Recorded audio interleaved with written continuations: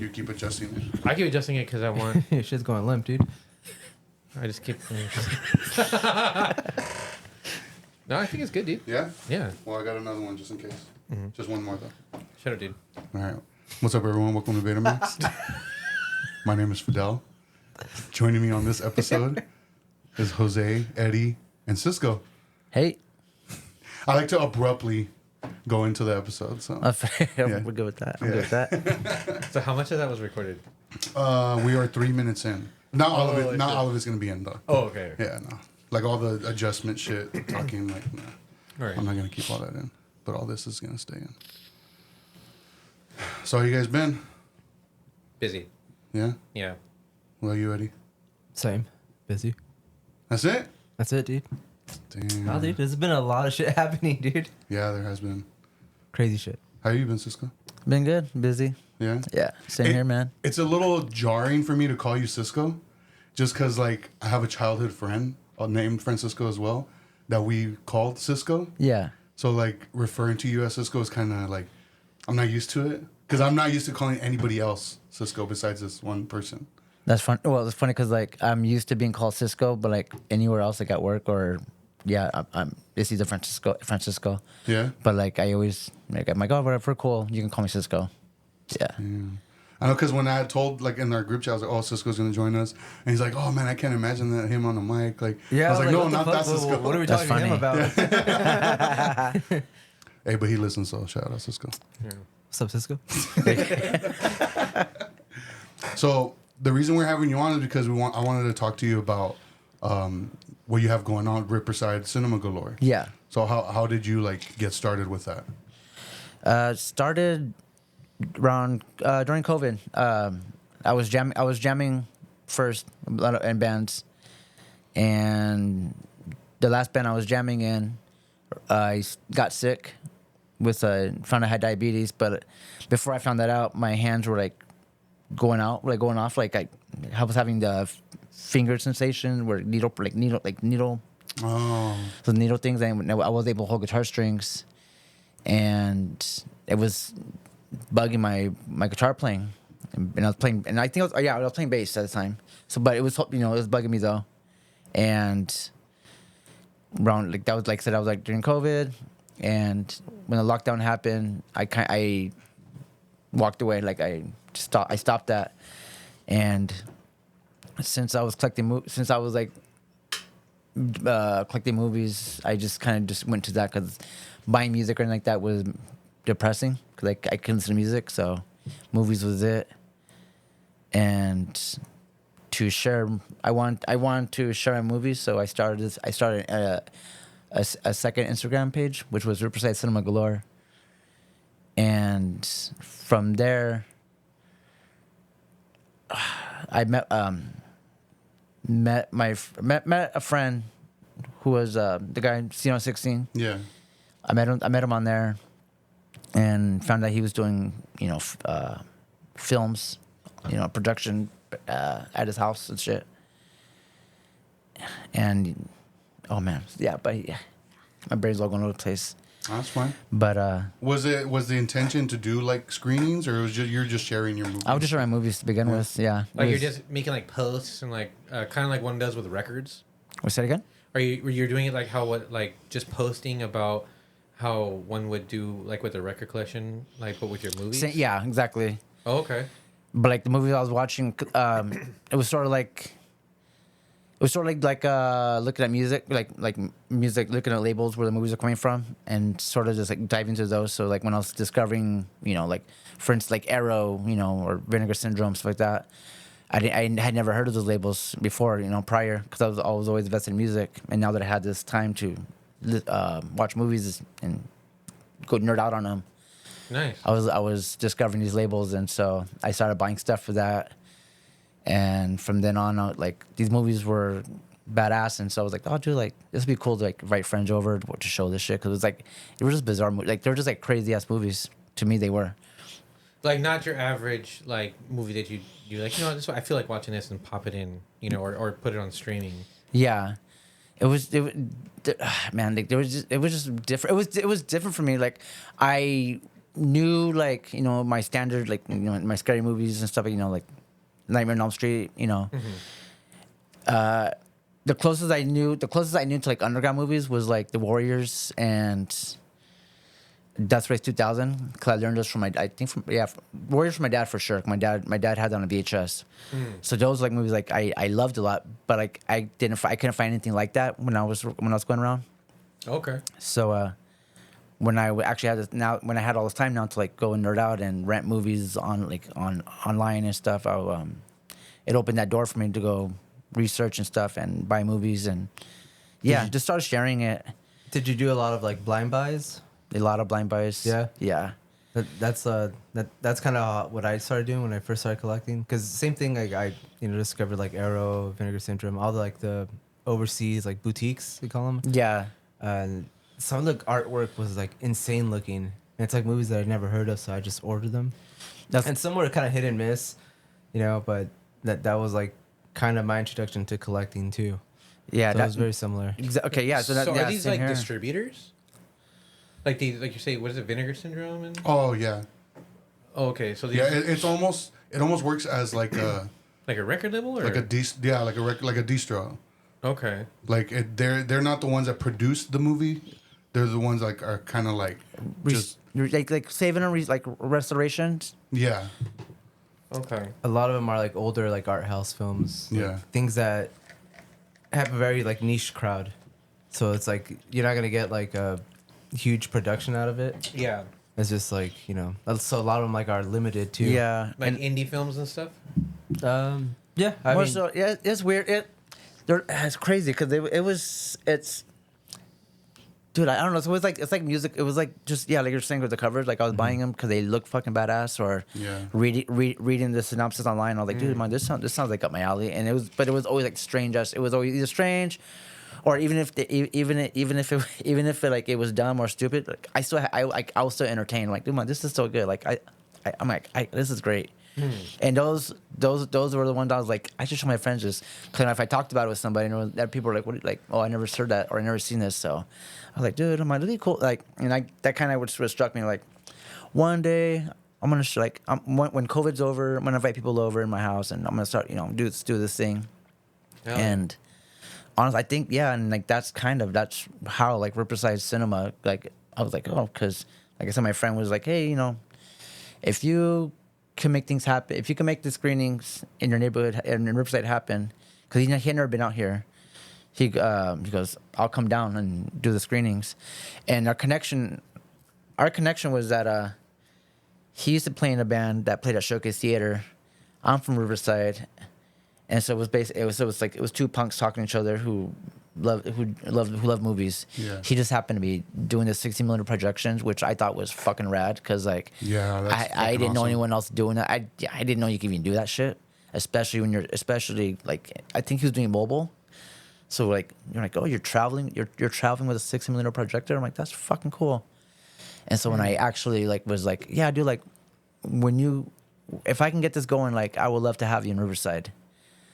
And it was in July last year, just literally last year, when he did the 24-hour marathon at the Gardena Cinema, and that really like hit me. I was like, cause I went there, watched him and all the programmers doing their stuff, and it was just fucking badass.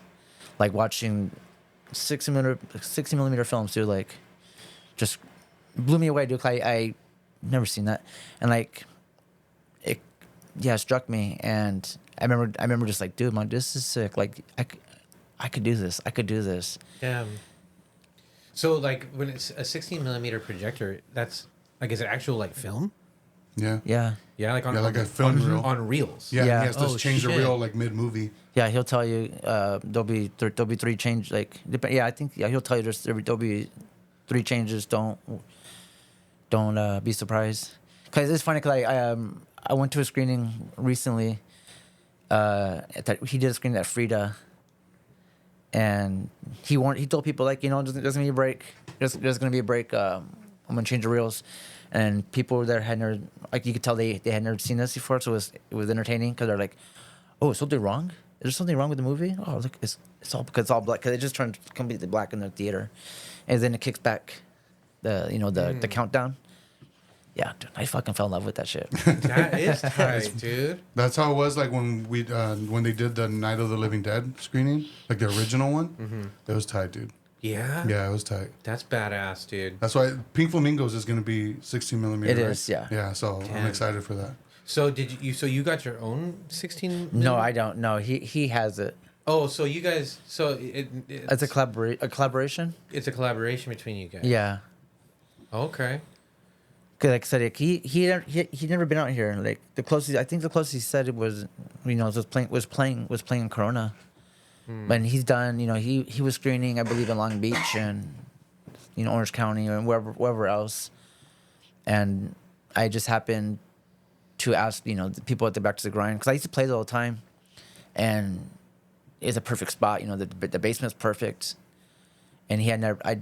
I'm pretty sure I'm sure movies have been done there or whatever, but like to that scope, and they're like, the owner's like, dude, like if you want to do this like all the time, because I'll So they're basically open to it. Yeah. Oh, that's fucking sick, awesome, dude. Like a residency of some kind. Which that yeah, so like that and that'll happen in October. Starting in October, we'll be doing this second Saturday of every month. That's tight. Dude. So it'll be it's the thing, because it'll be it's gonna be this way with the 16 with 16 see it on 16. Of course I would love to have them out, and like for instance like the Suburbia screening I did last month, or no, not June, yeah, last month. I did that on the digital projector with the with the DVD player solo. Oh, okay. So it worked. So I was able to. It's really cool because I can do it differently, and I thought that would not work. With people like not digging in that. Like people came out. Well, I mean, Suburbia is also dope. Yeah. Yeah, dude. True, Like true. that's a cool way to watch it, though. I mean, like, dude, that's pretty cool.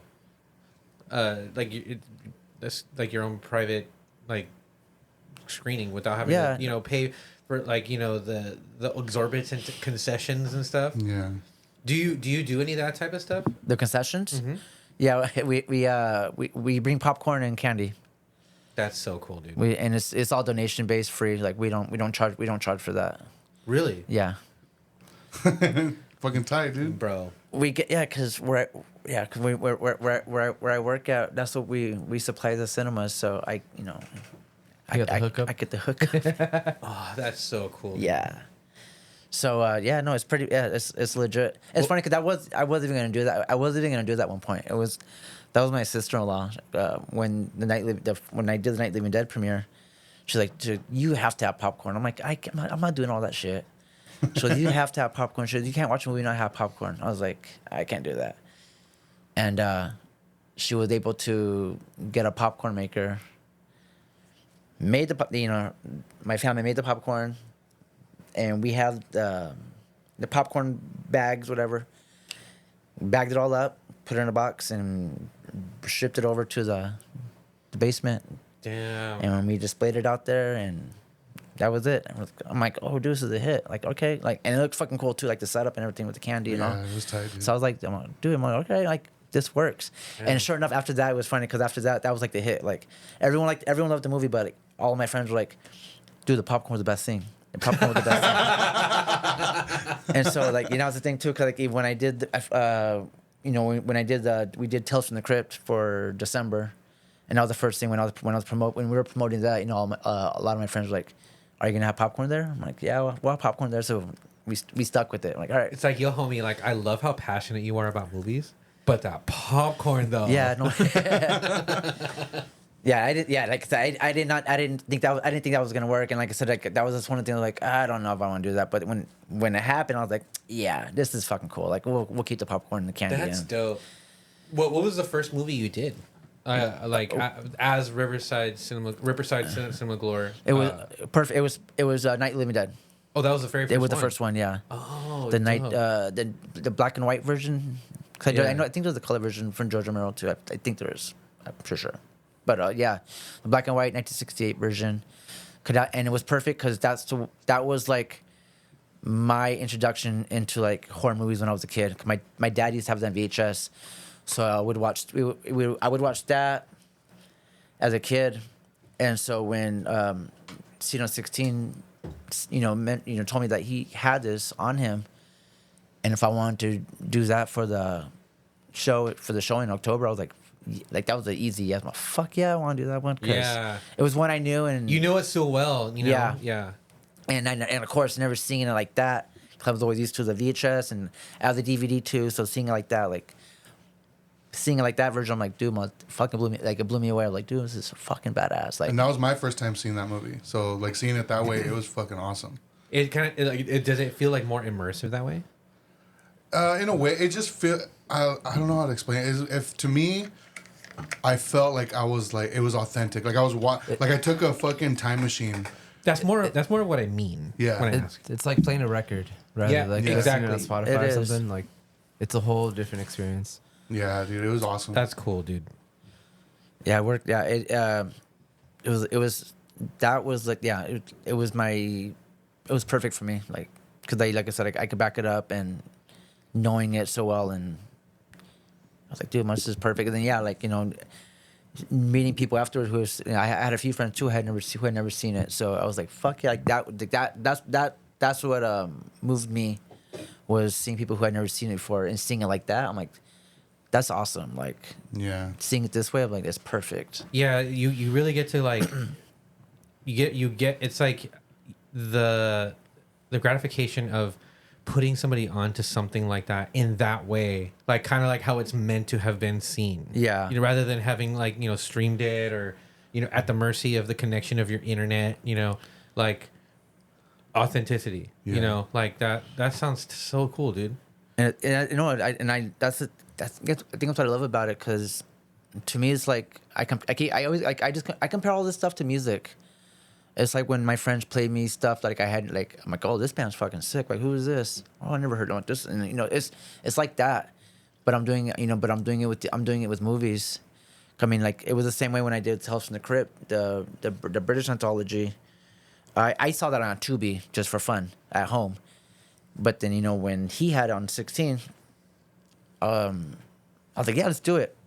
Backed it up, and same thing again. Like, people came out for it. And that was like, I think that was like really brand new for like a lot of people. A lot of people had never seen it. There was very few people who were familiar with it. Mm-hmm. But the majority had never seen it.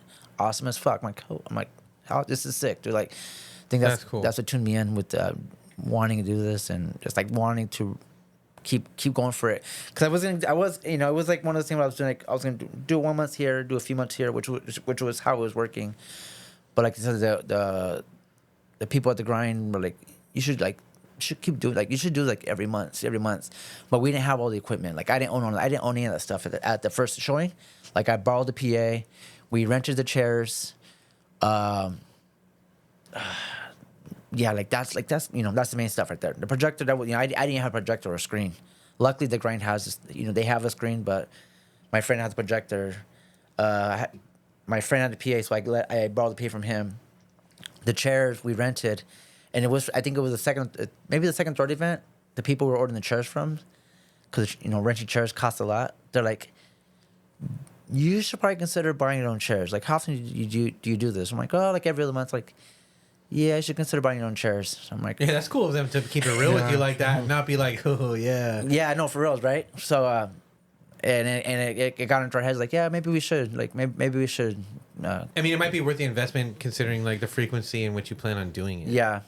And then, of course, that's the thing with the buying the PA and speakers, and that was the hard part too, because like I guess I'm an analog person, because I'm used to like the old school PAs, and the PAs they have today are like Bluetooth, whatever. And so when I went to Guitar Center, the people there didn't know what the fuck I was talking about, and I'm like trying to describe the PA, and I see that PA I'm talking about sitting there, and the guy goes, "Oh, you want this PA? No one buys these things no more." I was like, yeah, that's the one I fucking want. I'm like, that's the one I want right there. He goes, oh, okay. Like, you don't understand, dude. It's for a 16 millimeter screening, dude. Yeah, no, like, and again, it goes back to music too, because like it's the same, like buying, like I play on tube amps, and I play on big, like I play like with half caps, and bands I see today, play it with, everything's condensed now, everything's smaller, and I'm just like, I can't do that shit, dude. Like, No, I feel you. I mean, like you're absolutely right. There's just something about going analog that you just can't quite replicate that sound, like as far as music. But I mean, like film being like a visual medium, like I imagine it just doesn't hit the same, like having your guitar tone dialed in through a solid state, which can be done because I mean that's what I do, right? But I mean, man, if I had 2 amps, it would change the game for real. Like the way that it's gonna give it that warmer, more like fuller tone, you know. That's what I get. So when I'm asking questions about like 16 millimeter like stuff, I immediately I'm thinking 2 amps in my mind, like to kind of translate it. You know, it feels the same way. Like there's something of like that authenticity level to it. You know, you can't quite replicate the thing from that time in the same way in a digital form. You know, like and that's what I fell in love with like when I was at that marathon, because that's exactly it was raw. It was, you know, it's grainy, scratchy. You got the little spots going on. It wasn't clean, you know. It wasn't my Blu-rays. It wasn't my DVDs. Yeah. The closest to it was like a VHS, but even then, but you know, it's all the features that I would download from my iPhone for my pictures, where I would want like all the filters and all the shit. filters. But it's happening right then. It's happening like in real life, in real time. I'm like, dude, this is the shit, dude. I'm like, this is badass. Exactly. There was a something I saw on Instagram the other day, and it was talking about, it was real, and it was talking about like the way that, like, say when you play older video games on TVs such as this, like newer TVs, you're like, man, like I don't remember it looking this shitty, and they were saying you're right. Like it's not you, it's the TV. Like the TVs now are so much more, you know, they're different, like LED or whatever they are. They're different from like the old CRT style monitors, and they were showing like comparisons of like how, like, say like from like Street Fighter or something, like how it looks like on you know the Super Nintendo or whatever the medium was on the actual like old school CRT style screens versus the same thing going through like a switch or whatever on a fucking flat screen, and it looks like shit on like the more digital form, you know. Like, so there's something there is like something about like having it be brought to you in like the way that it was supposed to be shown at that time, that gives it like that character that you can't get it the same way watching it or experiencing or doing it any other way, you know. Like, because again, like if you're streaming, you're at the mercy of your internet, you know. Because I mean, I would argue that even when you stream something, it's not technically 4K. Like if your internet connection sucks, like it's not gonna be 4K. Like I look forward to just getting like a 4K disc to put it in my PS5 and watching it on my screen and being, oh fuck, you know, because I know it's not the same way as I stream it, you know. I've never seen a 16 millimeter screening, so I'm definitely looking forward to the next one, dude, because that's really cool. It's awesome. It's cool. Like, also when he's in, the closest I go to, the first I go to when he goes to Santa Ana. So watching it, like I'll drive out for those things. I'll drive out for that to go see it. Yeah, because he's done them at the Frida, at the Gardena Cinema. That's the one by Sydney's house. Sydney's right down the street. Yeah, the one she never invited. She never knew about it. She's like, what, that old theater? Yeah, so that old. Do you guys want to go there? I'm like, yeah, that shit looks tight. That's fucking funny. It's a badass theater too. Yeah, I've never been. It's a badass theater. I remember, me and Fidel, when we saw this, I'm like, is that a theater? And it just looked cool, like the outside. Oh yeah. And me and him were used to the Frida. We would go there all the time, but I've just never heard of the Gardena one. Yeah. And I found them on Instagram a while back, and I'm like, they're playing badass movies, and like they're just cool people. Yeah, it's fucking cool, because I wanted to go there just recently because they were doing Killer Clowns Outer Space. Oh, I saw that. Yeah. And they were having the Dickies play like right afterwards. I'm like, that's fucking. Oh, well, I didn't know that. I'm like, that's fucking. Dude. Wait, that's the badass. Dickies? Yeah. Oh, that's tight. I'm like, that's badass. You can watch Killer Clowns Outer Space and then see the Dickies after the show. I'm like, That's great. That's sick, dude. I'm like, that's fucking cool. That is fucking cool. It's funny because like it seems that there's like some sort of correlation between like having this love for like film, specifically like horror films also, and like just being into punk. Yeah. Like what do you guys think that may be? I don't know. It's Yeah, like I don't know. Subgenre of like film, dude. Yeah. Yeah. It's like punk is a Punk subgenre of rock. of rock, yeah.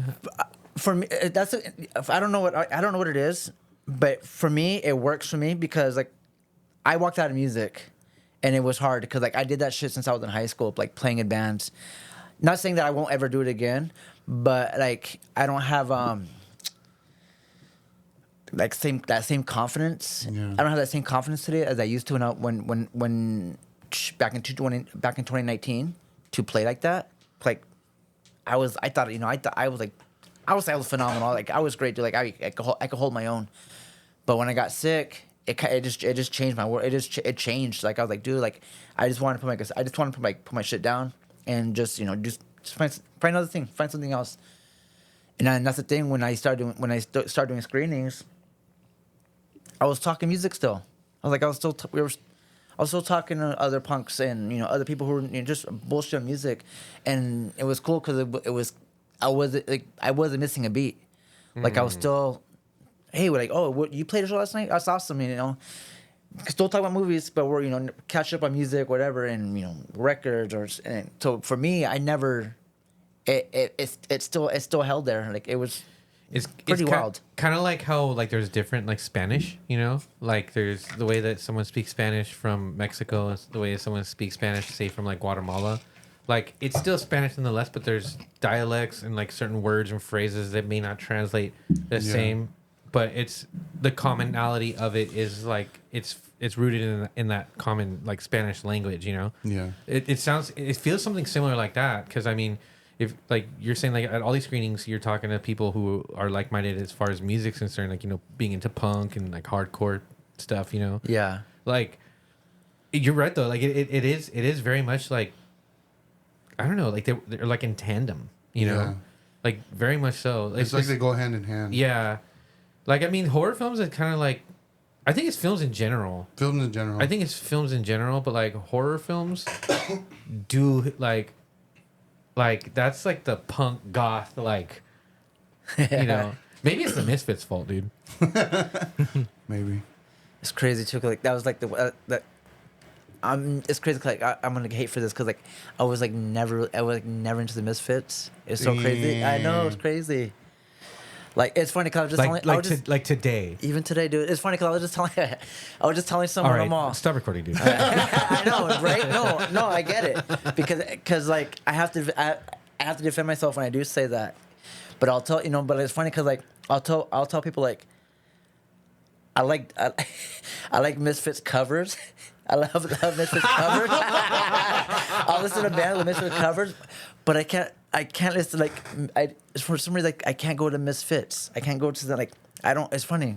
Like even so like the weird. even like the Glenn Danzig era, like total I like Danzig. movie worship. I like Danzig. I was gonna say because maybe like it's his voice, but you say you like Danzig. I like Danzig. So do you like have an idea of why it's just not clicking for you? It's too cute. No, I don't know. I don't know what it is. I don't know what it is.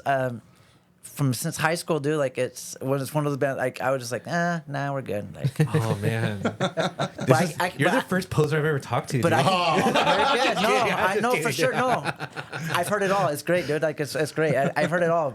I'll take it. But it's just dude. I don't know why. That's crazy. Yeah, man. No, that's cool. I like that. Airing this shit out. Yeah, dude. I'm like, yeah, done. That's how I feel about Black Flag, to be honest. No, I feel that. No, but still, man, that's crazy.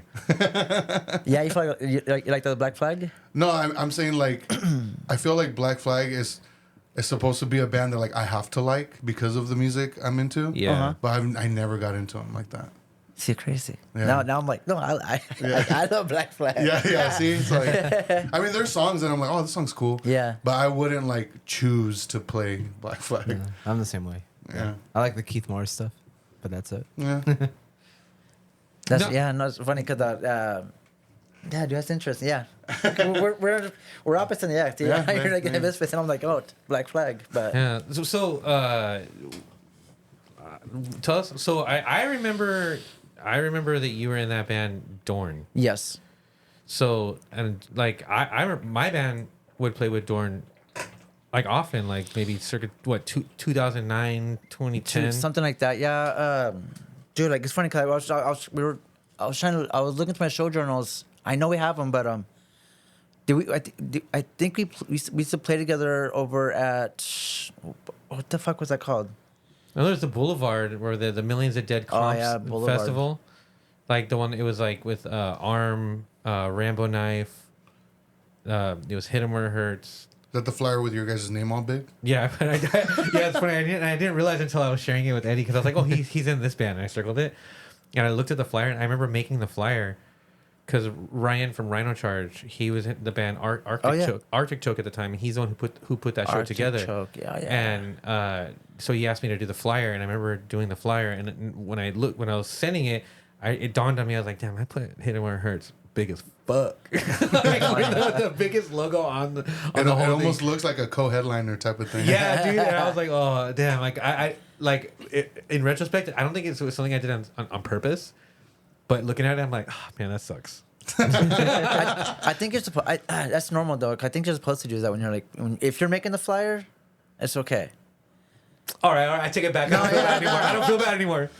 Self-promotion, homie. I earned it. I've been on. It was funny because I have a lot of the flyers from old shows, and I have flyers of bands who like they never liked us, and our name would be like super tiny. It was fucking funny as fuck. But every other band has like all big, and we'll be tiny as fuck. And I know why. Like, oh yeah, because these bands don't like us, or this band. I This person, always yeah. thought Dorn was so sick because it reminded me of bands that like that I was only familiar with and into through people like that are my homies in Arm, you know, and like the Crimson Curse type stuff, dude. Like Head Wound City, like that old school 3-1G era, like struggle type hardcore, you know.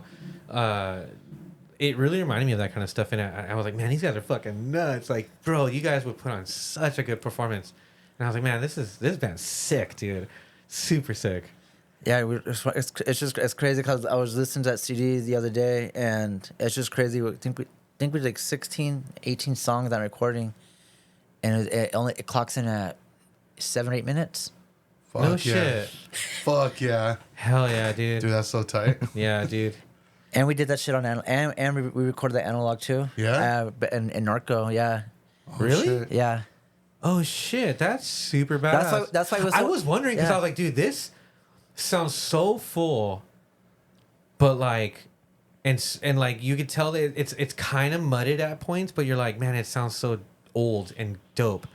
But you're like, man, this is a really crisp sound, you know, for this type of music.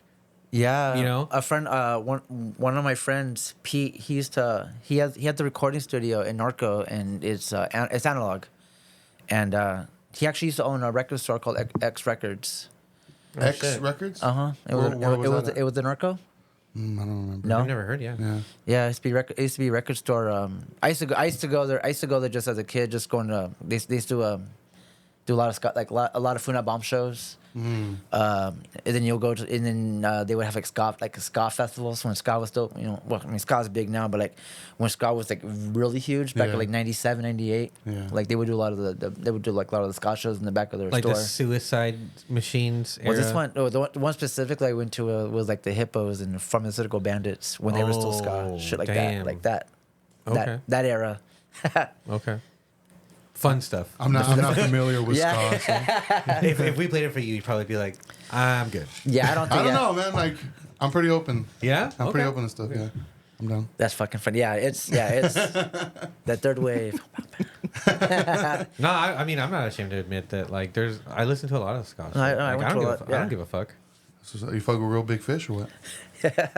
I particularly their covers that they do. They're The fun. Mighty Mighty Ballstones. Yeah, dude. I still fuck with them. Yeah. I mean, like my preference in ska is obviously like the old, like the old school stuff, like specials type Yeah, stuff, for like, sure, You know, because it just sounds like upbeat reggae, like upbeat fun party reggae to me, and I think that's cool, right?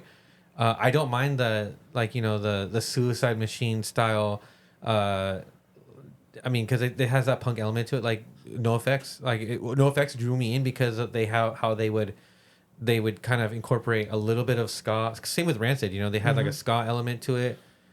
but also like distortion punk and shit. Like I thought that was cool, and they did a good job. It sounded great, you know, because like to be honest, as much as I love like reggae stuff, like I can't really tolerate a lot of like the old like dub style shit. Like that's a little too like boring for me. I went over like head over heels on dub just like a while back, and just now I still have it at home, like a lot of like 60s. Yeah, 60s dub. It's fucking heavy as fuck. really, dude. See, like that stuff is I don't know. It's too different for me. But- Like the kind of dub that I do fuck with nowadays is like the more modern like DJ dub. Okay. Like not dubstep, but like where it's kind of like jungle, like drum and bass. Yeah. It has some of those like dubstep like elements to it, where like the wobble things, you know, like the wobble wobble. You know, but not. It's not a lot. It's not like egregious like dubstep is. But it's fucking rowdy, dude. It's totally different from like what actual dub is, though. like reggae dub, it's totally different. But like the only thing that kind of really keeps the same is the guy who's the vocalist. He's always super Jamaican like this man, you know, you know.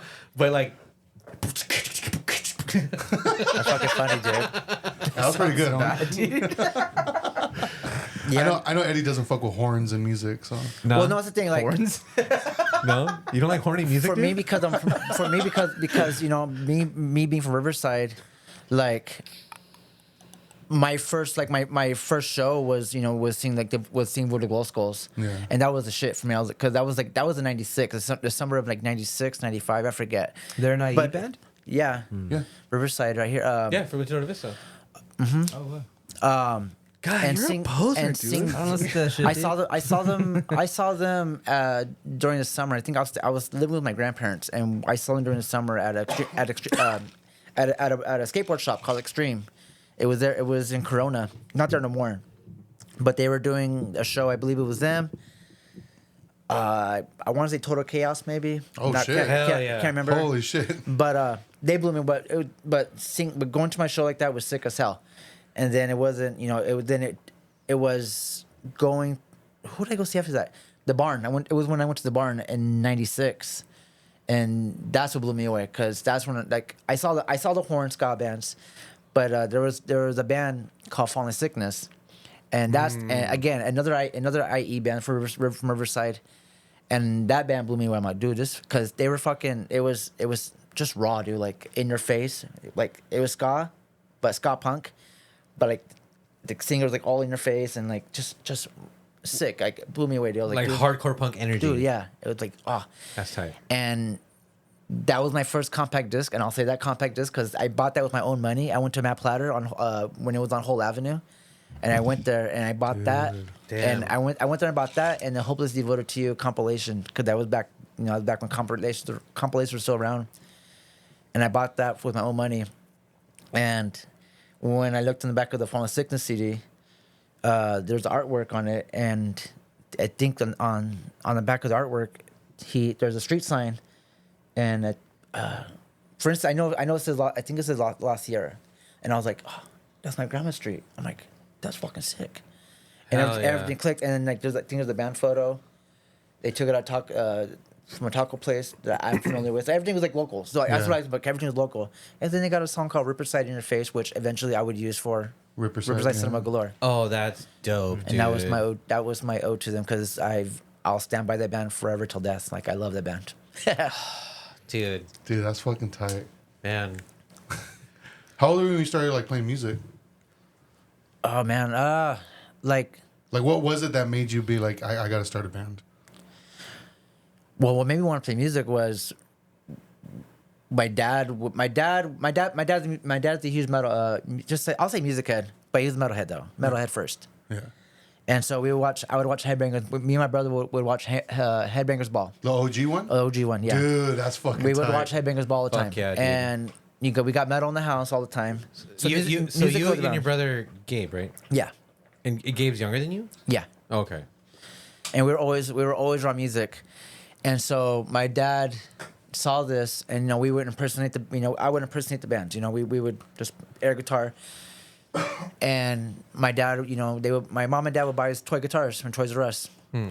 And so we would just jam out. We had pictures of the shit. Like we had pictures of us together. Just Do you remember what Wigs. like first like big bands like you remember listening to? that you got like really into? Just off the top of my head, like Iron Maiden, Judas Priest, Dope. Fuck yeah, dude.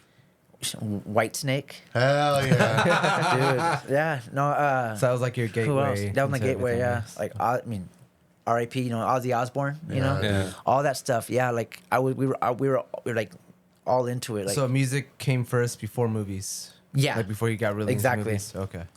music came first. Music came first before movies. The thing is, like my dad watched movies also, which is why it was like half and half. You know, there. Okay. Like my dad would rent movies. I believe it was called Big Mo's Video, and we would go. We would go there. That name sounds very familiar. Do you remember where that was at? I want to see La Sierra. That sounds very familiar. I want to see La Sierra by oh man.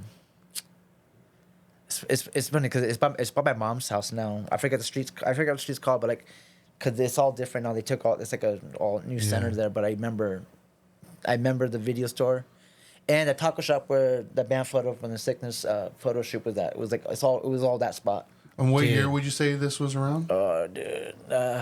Because I moved to Riverside in '96.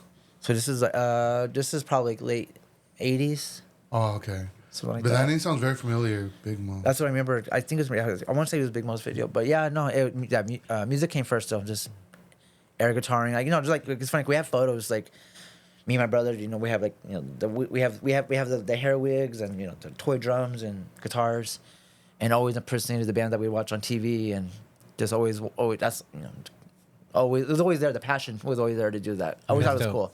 Always thought that was cool. So then you picked up a guitar like through that. Yeah, the toy guitars, yes. Actually, playing guitar, it was my cousin. My cousin he was playing guitar, and it was sitting around. I believe, and he would always play it.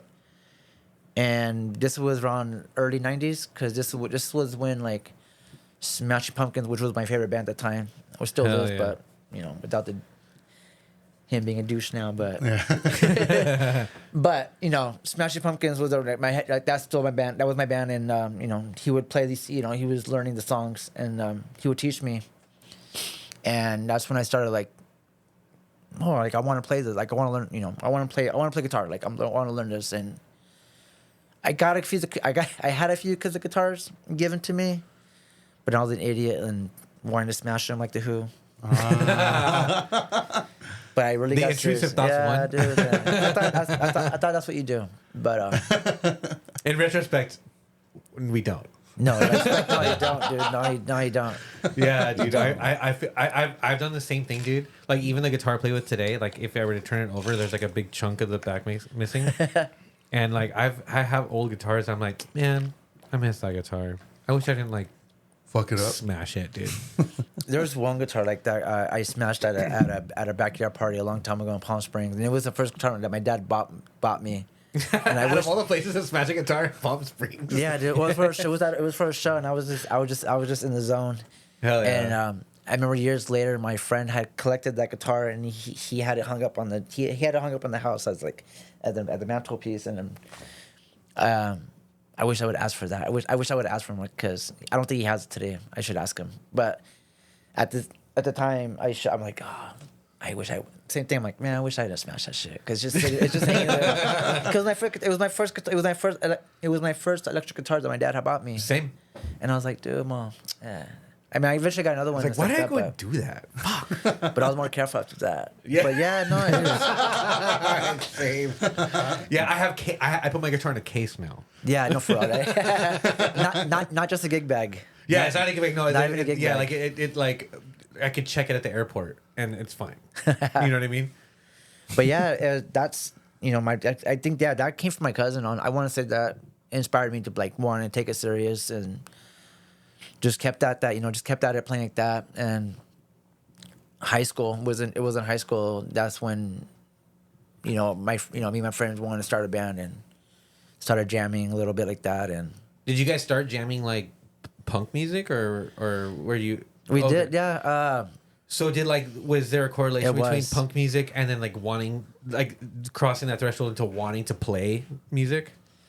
It was just more to wanting to play. Yeah, it was just more just who was it? It was what I wanted to play, and I think that it was funny because I was trying to think of this too. Like, well, just recently was there's a band that me and my friends loved a lot. I still love the band called FYP. And I was like, dude, mom, because it was just what the guy we were jamming with at the time, he wanted to be like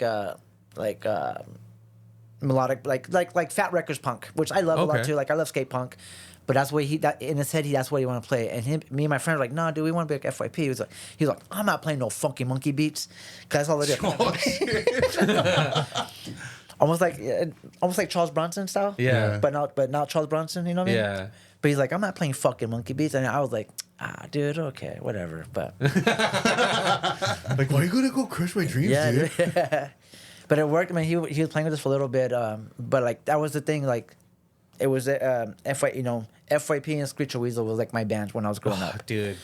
And so that's what I want. That's the bands I was like, I wanted to be into, and I wanted to play like. Yeah. Same. And How did like the music taste transition into that? Because you said you were listening to like Iron Maiden. Yeah, and Iron stuff. Maiden, Judas Priest. Yeah. for my Whitesnake. cousin again, my It was your cousin, cousin? my cousin started getting into punk. He got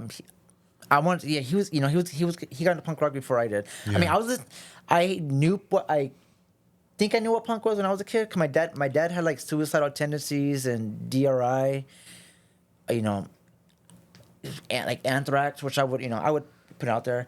I thought bands like Iron Maiden when I was a kid was punk, because they had like this, they had the spikes. Yeah. and Yeah, stuff, yeah. which When you're younger, funny, like yeah, that yeah. shit all looks the same. Yeah. Yeah. It's all Motorhead, punks. shit like Motorhead, even I mean, shit Yeah. like that. Like I thought that this is I thought Like the only people that looked different to me were like black metal dudes. Like like back Definitely. then, it was like goth. All that shit was punk, and then you had like the scary metal dudes. yeah The scary metal dudes. You know what I mean? Yeah. yeah no it was to me with all this it was just all kind of just all the same. Like I didn't see a difference. Like it was just to me I guess it was as long as it was loud. Yeah. Yeah. 'Cause that's what I was like. That's what I liked. Like as long as it was loud, like I was into it. And I feel that. discovering punk through my cousin. Cause my cousin started, I believe it was Punk Sucks compilation, and that's when I discovered like who was on there. Like, oh man, I can't remember. I can't even think of it right now. But it blew me away because he had a cassette tape, and I started just listening to that, and I was like, okay, like I like this. This is what I like. And you said he put a compilation? Like he no, put he didn't put out. No, he had had it. a compilation. He had a Okay. compilation, and he was going to shows already before. He was already going to shows before. and he lived here? Yeah, Oh, okay, so he was like already going to showcase and stuff like that. yeah, showcase and Spankies? I believe the arena. No, not Spankies. No, or that's earlier. Actually, I don't think he went to Spankies. No, my dad did though. That's fucking tight. that's tight. That's tight. No, cause my dad. Yeah, 'cause like I said, my dad's metalhead. My dad was going to shows with like. Damn, your dad's a rockero, dude. That's tight. Yeah, my dad was going to shows over like at Spankies, Monopolies, like clubs that aren't around anymore. Yeah. I believe concerts at Deanza. They are things of legend. the at this Deanza. point. Yeah. Yeah. The Deanza Theater. Like Yeah. shit like that. Like he Before it was Clark's and stuff. before it was Yeah. Clark's. yeah. Dude, that's so crazy. Like he was that. Yeah, no, he would go to shows. He would go to the shows. Like he just go there. So That's sick. it's funny because he has like a photo album book of all the concerts. So he's got like autographs, pictures, Dude. guitar picks, well, all this shit. I mean, it was awesome. Damn. I mean, it's crazy because like we have a cousin. I have a cousin on my mom's side of the family who's the bassist for a band called Armored Saint. I don't know Okay. if you guys heard of them, but they're on Metal Blade Records. He also played with like Fate's Warning. Really? I didn't know that band. They're a huge name. They're they're a huge Yeah. band, but but the coolest part was like knowing that they're in Hellraiser Part 3. If you've seen Hellraiser Part 3, they're the band in the club that are playing Oh shit. oh wow. when all the Yeah. that's them. Oh, dude, that's fucking tight. So that's like when I meet people and like okay, that's my cousin. Right that's there. your that's your flex. That's my flex. That's a sick flex though. That's my cousin. That's right there, fucking yeah. tight, dude. Hell yeah. So just little shit like that. So it's cool to say though. Yeah. Damn. Just wanted to share that right now. No. Hell yeah, that's sick, dude. So when did like the love of movies kick in for you? Like, do you remember? Weird. You know what's funny? I don't remember. I don't remember, but I know it was probably just random summers, just staying with friends. 'Cause a lot of my friends were, you know, like I would stay with friends. I would stay at friends' houses during the summer. Like I would, you know, just spend nights at their houses. And you know, one friend of mine would show me like Dead Alive, Bad Taste. Oh damn. Pink Flamingos was one of them. As a as a teenager, Meet the Feebles. Oh yeah. So a lot like just again movies. I'm like, they fucking make this. This is out there. This is fucking crazy, Yeah. and I loved it. Saw kids do like a lot of I guess underground. A lot of the underground movies like Yeah. that. Yeah, like got my attention. Like that was like, this is fucking like this is cool. Like they don't see. I don't. Where do you find this? This is cool as fuck. And it's crazy because I think I was buying movies. For instance, like I was going to Virgin Records when it was still in Turner Mills. Yeah. Oh, yeah, I forgot about that. Yeah, I was buying them over there, especially when they closed down. When they were closing down, because they were doing like just selling off all their whole. They were just selling off all their stuff, and that's when I went and splurged. Like I just went and bought a bunch of shit. Damn. I remember my uncle. He was a manager there, and he would always bring me like because I lived with him and my grandma at the time, and he would always bring me like promotional CDs that they would get. And he's like, "Oh, this seems like a band you would like," and it'd always be something super random. The only one I ended up like liking and keeping was like a Dillinger Escape Plan CD. So it was like a promotional one. But yeah, he was always getting shit like that. He had like a bunch of posters too, like for like Channel 13 and like Exploited, and just like he had like a lot of punk stuff. That's crazy. Yeah, like there, I still have the DVDs today. Like that's when I think I was blind buying these too, or maybe friends had told me about them, and I just like kept note of it. But like, Yeah. Taxi Driver, Eraserhead, Hell yeah. the professional. I think The Professional I bought. And I still love all these movies today. Yeah. But those were like my first that was like my gateway to like really, really collecting movies. And it was like I think honestly it was just through friends. Honestly, that was through friends. Like my dad, because my dad watched a lot of movies, but like I know my dad more as a music head. So that was like the music was always there to watch like the underground and the unfamiliar movies was through friends. And I'm like, dude, how the fuck where'd you get this? Especially like when I saw like Meet the Feebles the first time. Mm-hmm. That movie was like fucking dirty. Yeah. It's sick. I was like, dude, this is a fucking weird ass fucking movie. Pink Flamingos, same thing. I was like, this is fucking. Where the fuck did you get this? I remember Pink Flamingos and Gummo were like the only two movies I remember seeing for the first time and just feeling like gross. Like I was like, I need a shower. Like these movies made me feel so nasty. Yeah, and that's the thing, cause like I felt the same way, but I couldn't stop talking about it. That's the thing. I was like, dude, I was just like, dude, have you heard this movie? Like, dude, like it was like, it just blew me away. I'm like, dude, this is crazy. And that's really got me. It got me. Started that buying. That's the thing. Like I was always buying movies. I was buying movies. That's the thing. I was always buying, collecting, or giving movies, but music was always there. That was the thing. Yeah. I was always moving with music, collecting music, playing music. That was like my drive.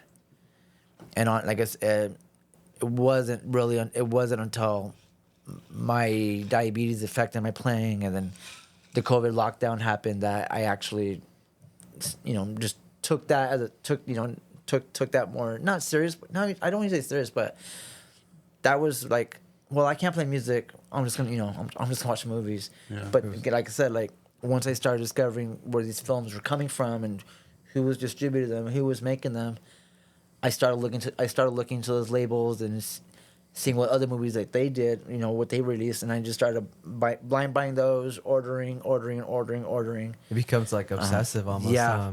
And you And start, I like, was going down a I rabbit kept hole. buying and sure that it was funny because one day like I just remember like my small little collection, because I had my room with all my like mainstream movies, my popular ones, but it was like my little shelf where I had like the boutique movies. Yeah. And like within a month or two, that shit just like it just started growing, but it was like badass. I was like, dude, because I was like watching them, I was loving them,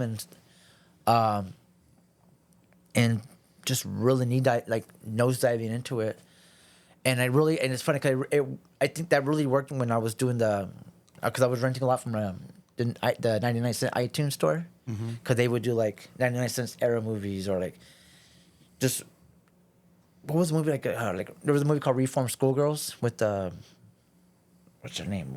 I think I want to say Wendy Williams in it, from Wendy O, whatever. Badass movie. It's a fun movie. Like it's fun, like heavy metal, fucking girls in prison kind of movie. I love it. Sick. Vinegar Syndrome wound up putting it out, and I was like, oh, is this like I just watched this. I just rented this. I just rented this like a while back, whatever, and wound up buying it. Really opened the gate, and that's took a series after. Yeah, really started watching a series after that, and yeah, man. Have you so you said you've done blind buys before? Yeah, I still do. I do. Has there been one where it's like, I don't want to say like a disappointment, but just like you watch the movie and you're just like, I probably wouldn't have bought this if I'd seen this like before? Yeah, I have a few of those. Yeah? I can't even top of my head, but the thing, like, I don't know, for me, like, I find something good in all of them. Like, strangely enough, like, I find something good in them still. Like, I'm sure I have one or two. I'm like, God, this is stupid. Or, just this point, this is off. Like, I'm sure I have one or two of those, but I can't let them go. Yeah. Like, I can't. It's funny because I tried selling movies at one time online, and I did good. Like, I sold a few one time, but then I just stopped, and because I couldn't get rid of them. It's funny because I hold on to these things. I don't know why. Because they sit there. Yeah. I'm not into them. I'm like, how am I gonna share them? I'm like, I don't know, but it's one of those things where I'm like, there's something about it. I don't know. Maybe it's just the cover. I don't know. Maybe it's the special features on it that I like. There's something. I don't. Maybe it's the way I fall asleep to like the menu music that I just can't let go. No. It's one of the things like that's like I think that's like my that's something I can't something I can't do. Like I can't let go of things easily like that. Like I'm always I just hold on to it. Yeah, I feel the same way. I'm the same way, dude. Like it. I mean, you like because I mean, like with my kids, like, dude, they can be like from like where it's this big of a T-shirt, Yeah. And it's like, can't do it. I just can't. Definitely. I have records still. Like I've given a lot of my records to Fidel. Like I was even looking at that Drop Dead. I got that from you. Yeah, and you got that from me. Yeah, a lot of the tapes I got from you too.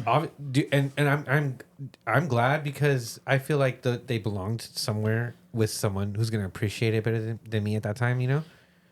But it's like I still have some stuff. I won't get rid of that shit. You know what I mean? Like it's like my Judas 7-inch, type shit. Yeah. My like that kind of stuff. My bastard ass split. That kind of stuff. Like that's no. The thing my records are the same way. Like I have records. I'm like I don't play at all, but I just hold on to them. They're there. Yeah. And I think that's where I like. It's the collector. It's the thing. Yeah. I have a Singing in the Rain DVD that has like no case that it belongs in, and like I'll salvage whatever the fuck case I can find that CD will fit into. Yeah. Because I just won't get rid of it, dude. It's like no, dude. Like. Do you have like a prized movie that you love, like whether it's just like you love the like box it came in or something? Like, do you have a favorite? One off the top of my head right I could think of is the Monty Python Holy Grail. Oh, it's a box set that my wife bought me as a Christmas or birthday gift. But does it come with like all of them? No. What's so cool about it is that you put it together. I forgot. I haven't put it together in a long time. But the top of the box is the catapult, so you can shoot the cow. It comes with toy figure. It comes. Oh, It dude, comes with that's so It comes with tight. animal figurines, and so you put it together. You put the catapult together, and you shoot. It catapults the cows. Dude, that's fucking tight. Bro, That's that's like- so tight.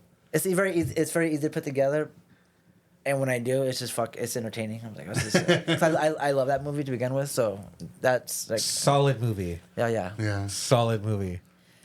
That if I could screen that, I would that's something I would back. That's one I would back. For sure. That's a good one. Do you have an all region player? You know what's funny? The player I do that I have, it said it was all region. They sold it to me. Even the box, it said all region. That's why I bought it. Yeah. And I ordered. What did I have? What was the one? Because I started ordering. Again, like I said, started by movies, and I believe it was like Toolbox Murders, and some other movie, the Region B movies, right? Yeah. Put it on, can't read it. I'm like, oh, okay, whatever. Like maybe the disc is fucked up, and I tried it again, and it wasn't playing, and it didn't. Yeah, I think it dawned. It dawned on me like, no, this is a fucking all region, and I looked it up, and I don't think it is. Do you know what brand it is?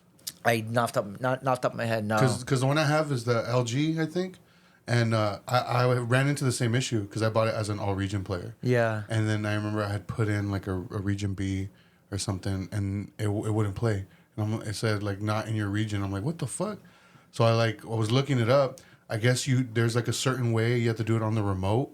So like to change the region on it, basically. Yeah. So like you have to put the disc in, but with the tray still out, turn it off. And then on the remote, instead of pushing the power button, you push like one of like I think the number 2. Hold it down until it turns on, and it'll switch it. Huh. That's how mine is too, but mine's like color coded. It was a color coded. So it's like blue is region B. Yeah. Yellow is A. Like So maybe Yeah. something like that. Yeah, it was funny because I remember looking online, and there's like there is like unlock tips, like basically like kind of like jailbreaking your DVD player. But I'm like wary about that because I'm like I don't want to fuck it up. Like, but yeah. I should get all region. I should get all region player to begin with. Like I just haven't like gone forward to doing it yet. But Yeah, they could be I pretty need to. pricey. No, I need to. Really? The all region players? Yeah. They could be pretty pricey. Because Why- they're pretty much like jailbroken. Like somebody has to go in there and like mess with it. Because they could play a movie from any country. Yeah. So you can't. They don't have like manufactured players for those specific regions. Well, yeah, that's what the all region player is. But but instead you're of saying, having like- like 5, it's just 1. It's funny because I haven't sold. Oh, I see Again, what I you haven't mean. sold the movies. I'm holding on to So them. like if you buy When I do buy the all region player. Yeah. Yeah, so if you get like a Blu-ray here, you're only gonna be able to play region A. But if you get Got a it. fucking You would have to a movie order it from the online. So you're saying this one is like instead of having to buy different devices to Yeah. play these different films, just this all one online. is it's consolidated. Yeah. Got it. Yeah, I mean that's only if you have DVDs or Blu-rays. 4Ks, you don't gotta worry about. Yeah, that. 4K, you don't got to worry. Those are region free, so it doesn't matter. Oh, really? Yeah. Why is that? I have no idea. Because movies don't make money anymore. It was a money thing. Oh, That's why really? they started it. Yeah, I had to no keep idea. it fair everywhere. Yeah, I see what you mean. yeah. So since there's no money in movies, and like physical, like it used to be. Yeah. It's not a thing anymore. But yeah, like I got really into like buying media books with badass artwork, but they were always like German imports or something like that. So I had to get a all region it's- player. Overseas, dude, they appreciate good artwork. What do I have a? Yeah, I have a Texas Chainsaw Massacre box set, Yeah. and one disc plays because it's all region, but the special features I believe are all locked. So yeah, I do. So but the box, that but sucks. the box the box is cool. Like Damn. the book and everything with it is like I like the history and reading the stories behind them. I guess it's cool, but yeah, the special features just because it's loaded with a bunch of stuff. But I'm Damn. not able to watch. Why do you build me I'm up not- just to I'm let not me able- down? Not able to watch those yet. That I know I need to sucks. get it's funny 'cause my dad has an all region player, and he always tells me, "Go, you should get one." I'm like, no, I know, I will, but I procrastinate so much. Damn, that fool put you onto music and movies, and he sounds sick. Yeah. That's tight. That's kind of Yeah. how my uncle was. He's the one that put me Yeah. onto records and movies. He had an all region player. And it's funny because he's punk too. Yeah. Like that He's correlation he is comes always from like there. from like the new wave punk. Maybe it's just because like the way that people appreciate like the passion of the art, you know, being made. Like it's the same. No, it was funny because I don't remember what movie it was. One day, I remember one time at the house. I don't remember. I forget what movie it was, but he was spitting knowledge about the movie, and I'm like, "Fuck! Like how the hell do you know this?" My dad and all he just goes, "The commentaries." I'm like, "Oh, what the fuck? Like commentaries? You watched the commentaries? special features?" I'm like, "Cause I never did that. I just watched the movie. That was it. Bam, done." But I've never done it. But it, I've never done either. he would, he's that, and I'm like, You've just given me another reason to rewatch the Lord of the Rings "There you go." For the commentary? for the commentary. No, it blew my. I was like, dude, my dad knows a lot of shit about this movie. I'm like, my dad's crazy. How do you know? Like, what the hell? I'm like, mind blown. And yeah, they're like, oh, commentary, special features. I'm like, what? And I remember, and that's when, and I was like, that's when I started like doing like, got into that stuff too. I think that's one reason why I do like the boutique labels that the movies they do. They put a lot like, of work they into put a lot of work. They put a special lot of work, yeah. and like I'll nerd out on those. And Yeah. it sucks too because there's so much stuff going on that I mean I like to keep forward watching movies. So sometimes I don't give myself time to do special features, and I've done that. I'll do the thing where I'm like, Mondays through Thursdays I'll do the movie, like I'll just watch, go to movies. Fridays and Sundays I'm just gonna watch the special features, commentaries, but I never do that. So Yeah. What was the last movie you watched? Bad Girls Go to Hell. Bad That Girls sounds Go to Hell. It's a Doris Wishman, black and white '60s movie. Damn. That's I'm tight. I'm not familiar. I'm not familiar either. Yeah, I'm not familiar. They're fun. It's just hour long. I don't even know what they're almost like I don't even know what to call it because they're just not like it's not like a nudie film, but it's around that era. It's a kind of raunchy, like B movie. Almost, yeah. It could be movies. It's really B movie style, like Yeah. really B movie. But I've been watching a lot of those like sexploitation, like '60s Yeah. garage. Some of like, those are crazy. just psychedelic rock bands playing. They're like in the beatniks and jazz clubs. And Austin Powers. I'm just kidding. It is in that. It is in that kind of Yeah. vein, but like from that era. But like the real version of that stuff, yeah. Are you familiar with? Have you seen Alice, Sweet Alice? Or I'm sure you've seen the cover. I'm sure. It's a girl like with a yellow raincoat. She has the mask. Yes, and a knife. I'm an idiot. Yes, I do. I Yeah. have seen that. So I remember not too long ago, Mark McCoy had done an article on that movie from Charles Bronson. Yeah. And he was talking about how like it's a punk movie, and like its roots are like stem from punks, and like the metaphors that are like tied to like religion and Really? like Yeah. cops and like and It's a crazy movie. Yeah, it's two sisters and yeah, dude, it's a good. That's a cool movie. What Yeah. year is it? that's old, dude. I believe Brooke Shields. I don't remember who. Okay. It was. There's someone. She was super young in it. Yeah. She was super. She was So like 80s? no. No, I think it was like 70s for sure. 70s? Yeah. I think so. Yeah, but would you say that you're more into the older stuff than? I am. Yeah. Because I'm the same way. Like, I am because I have coworkers that I have one coworker who goes to the movies a lot, like watches like a lot all of the today's recent movies, movies. Mhm.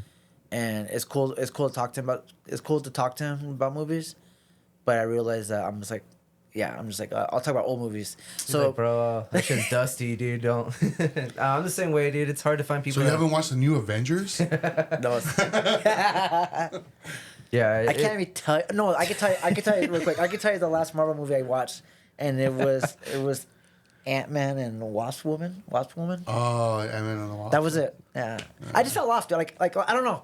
Nope. Like the last movie I saw, I believe was Bring Her Back, or Sinners. One of those two. It was one of those two. Had fun. Both of them I had fun on. But yeah, older movies, There's nothing like 'em, I'm just dude. into them. Like they wow me more. Like that's the reason why I love Tubi, because I could just watch old stuff, old movies all fucking day on their thing. I'm like, That's another thing I've noticed too. Like people who are really into like punk or hardcore love Tubi. Like they're always like Fern. He's always like, dude, Tubi, you got to get on Tubi, man. They got some fucking gems on there. And I remember I'll be like, but I don't like commercials. He's like, nah, fuck it. It's worth it, dude. Their movie selection is nuts. There's no like premium Tubi. I don't think so. no. Because it's free, so. Yeah. I'd rather pay to not have to look at that shit. No, it's funny because I don't mind it, and I am that person that would be bugged by that, but I am not. Like, I hate it. it's kind of it's I just, hate it. in a way- I hate it in podcasts.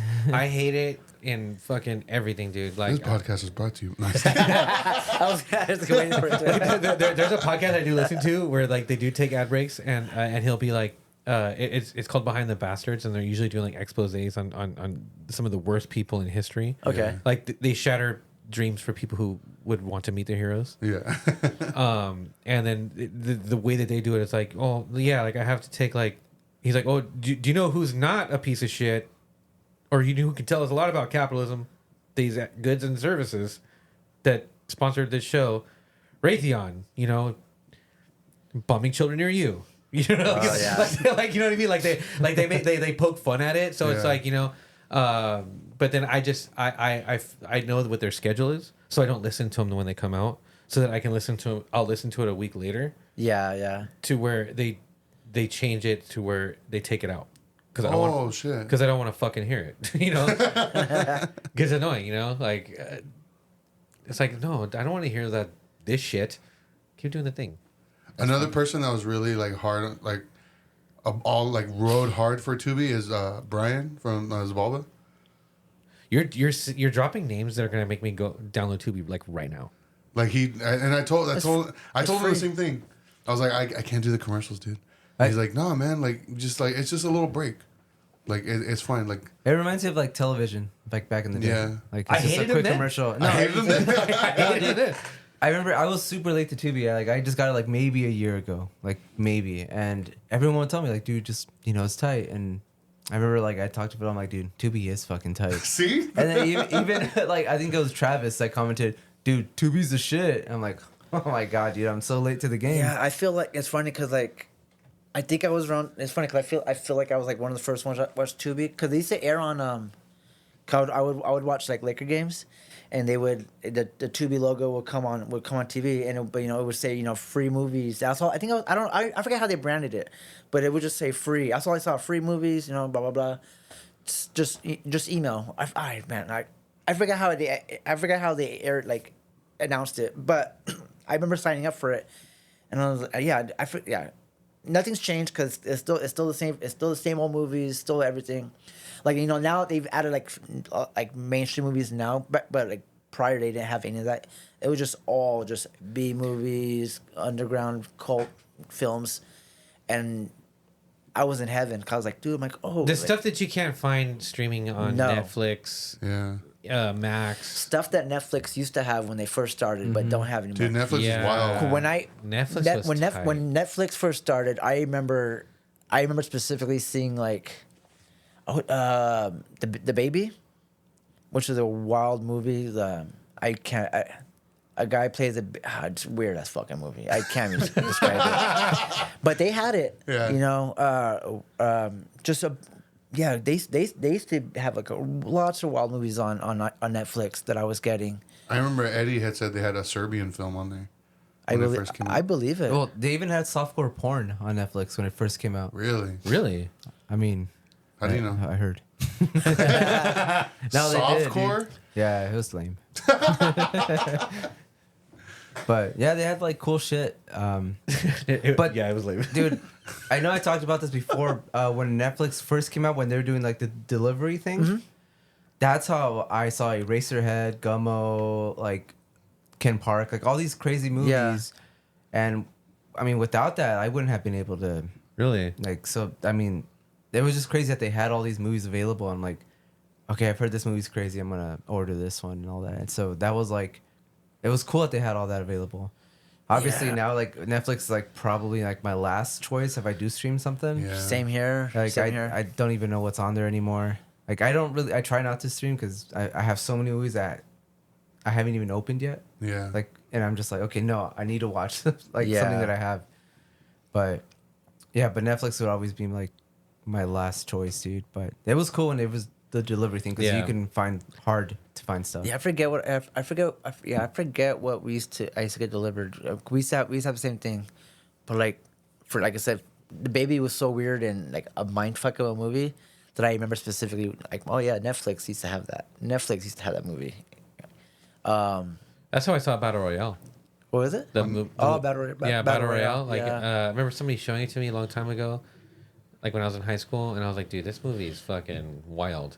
Mm-hmm. And then when my dad started doing the Netflix, the mail-in stuff that we're talking about, and I saw it on, and we saw it on there, I was like, dude, I want that one, and I was like, hell yeah, dude, like, and because at that time, like, you couldn't find it, like, you really couldn't find it anywhere else. You know, you'd have to have gone to like one of these places that you guys would be more familiar with, you know, that would have that kind of stuff there, or for like Frank and Sons or something, you know.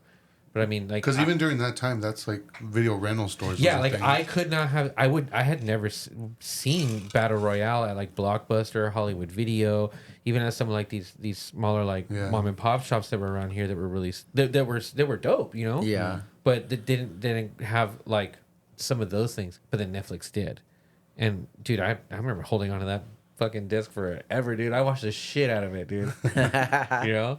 But they won't even stream that movie like that now.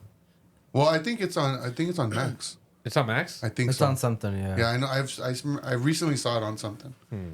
Is there like any either current movies or like soon to be released movies that you're actually looking forward to that you can think of?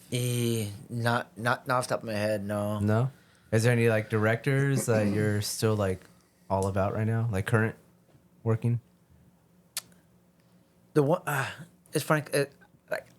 One is, I mean, the current movie I want to see right now is like I guess Together. Oh, that one looks Together. interesting. I remember seeing With Dave Franco and Allison Brie. I don't know think who I've the seen director. I don't know who the director is. It's but- a brand new movie. Yeah, someone told me what you know. Like, someone told me it was overhyped. They saw it, you know. Because they just did a soft showing last night over. I think so. At the gallery or whatever, but I still want to see it. Yeah. Like I'm not that person that listens that will take someone's word. Like I have to go see it for myself. Yeah. Yeah. But no, it's weird because like again, I like you're like just like you're saying, like I have so many movies that I'm trying to get in, that aren't open at my house yet that I'm trying to get into still. So, and on top of that, you know, I have like a lot of streaming channels too that I'm just kind of just gorging into all that too. So yeah, it's weird. Like I don't. It's weird. It's weird how that my mind works on that. Like I'll see like Together, for instance, does keep my mind real because I remember seeing it when I first saw the trailers months ago. It was weird. Yeah. But it had like I remember just it had like some happy ass music, but the Yeah. trailer like made no, but nothing. It wasn't matching with no. the visuals. And that got me. I was like, Yeah, that's what got me too. I was like, I want Yeah, to check. that's I what got me too. want to check this out. But No, that movie looks wild. That movie looks wild. Yeah. Yeah. yeah, there's like I don't. It's weird because I don't follow directors really like that. Again, mainstream movies like I try to keep up with, but I You're just just not that interested. I can never keep up with it, and I just fall out of it. I just fall out of it and just. So when you watch old so you movies. watch like older movies that you've never seen, and so you're watching those for the first time as if they're coming out Yeah. like these like movies right now. Yeah. That's tight. I'm that person I'm that person like, oh, have you guys heard this movie? Oh no, yeah, it's from 1962. yeah. So that makes me wonder like have you seen the latest Nosferatu? With, Yeah. Okay. And you've seen the other adaptations of I have, yeah. So like what are your thoughts on like say how that made you feel watching that one in comparison to the older ones? Like do you think like oh man like they did a great job or So, overhyped? It's funny because like it's just all different to me. I try not to compare them. Mm-hmm. I know it's all loosely loose story based, like loose story based and all. Yeah. But I tend to separate it. Like I watch it. It's As a its different own- as movie. its I own watch thing. its own. It's a different yeah. movie with a different director. Period. Yeah. Got it. I mean I liked it. I liked it. Like I had to watch it again, but I remember liking it a lot though when I saw it the first time. Like I dug it, but yeah, I watched like I keep them separate. I usually don't do the comparisons and What is it about? I guess like, analyze, break it down. Like I'm bad at that honestly. Like I cannot do that. interesting. I just go in, just have I want to have fun. Yeah. Take it for what it is. I just want to have fun and shit. Like Yeah. that's why I can't do That's like. sick. I mean, I have a letterboxd, but I can't do. I remember one time I was like doing the reviews, writing reviews, and I just suck at it. Like Same. I can't do that shit. Same. Same with like I remember like when I used to do like I wanted to do a zine. I'm like I can't like when I was doing I can't do like I want to do like music zines, right? I can't do this shit because like I was saying earlier, like I find something good in it, like, even if it was shitty as even if it was the shittiest band, I'm still gonna find something good in this. Like I don't know how to write stuff, and so in the end I was like, come on, yeah, I'm like I'll be the worst reviewer because everything was like, oh, it's good, it was good, Yeah. it was good, it was good. It's funny because I had this idea. I had this idea recently. It was like it's like a TikTok thing where I was like, I want to start doing videos where I review like either like new release music or movies, but it's just me, mostly music, just me listening to it, and then I don't say anything at all until the very end, and I'll be like, that was sick. And that was it. Either that was sick or that sucked. Whack. Yeah, or like, Give a thumbs up. yeah, and just that's it. Have you ever thought about like diving into actually like filming?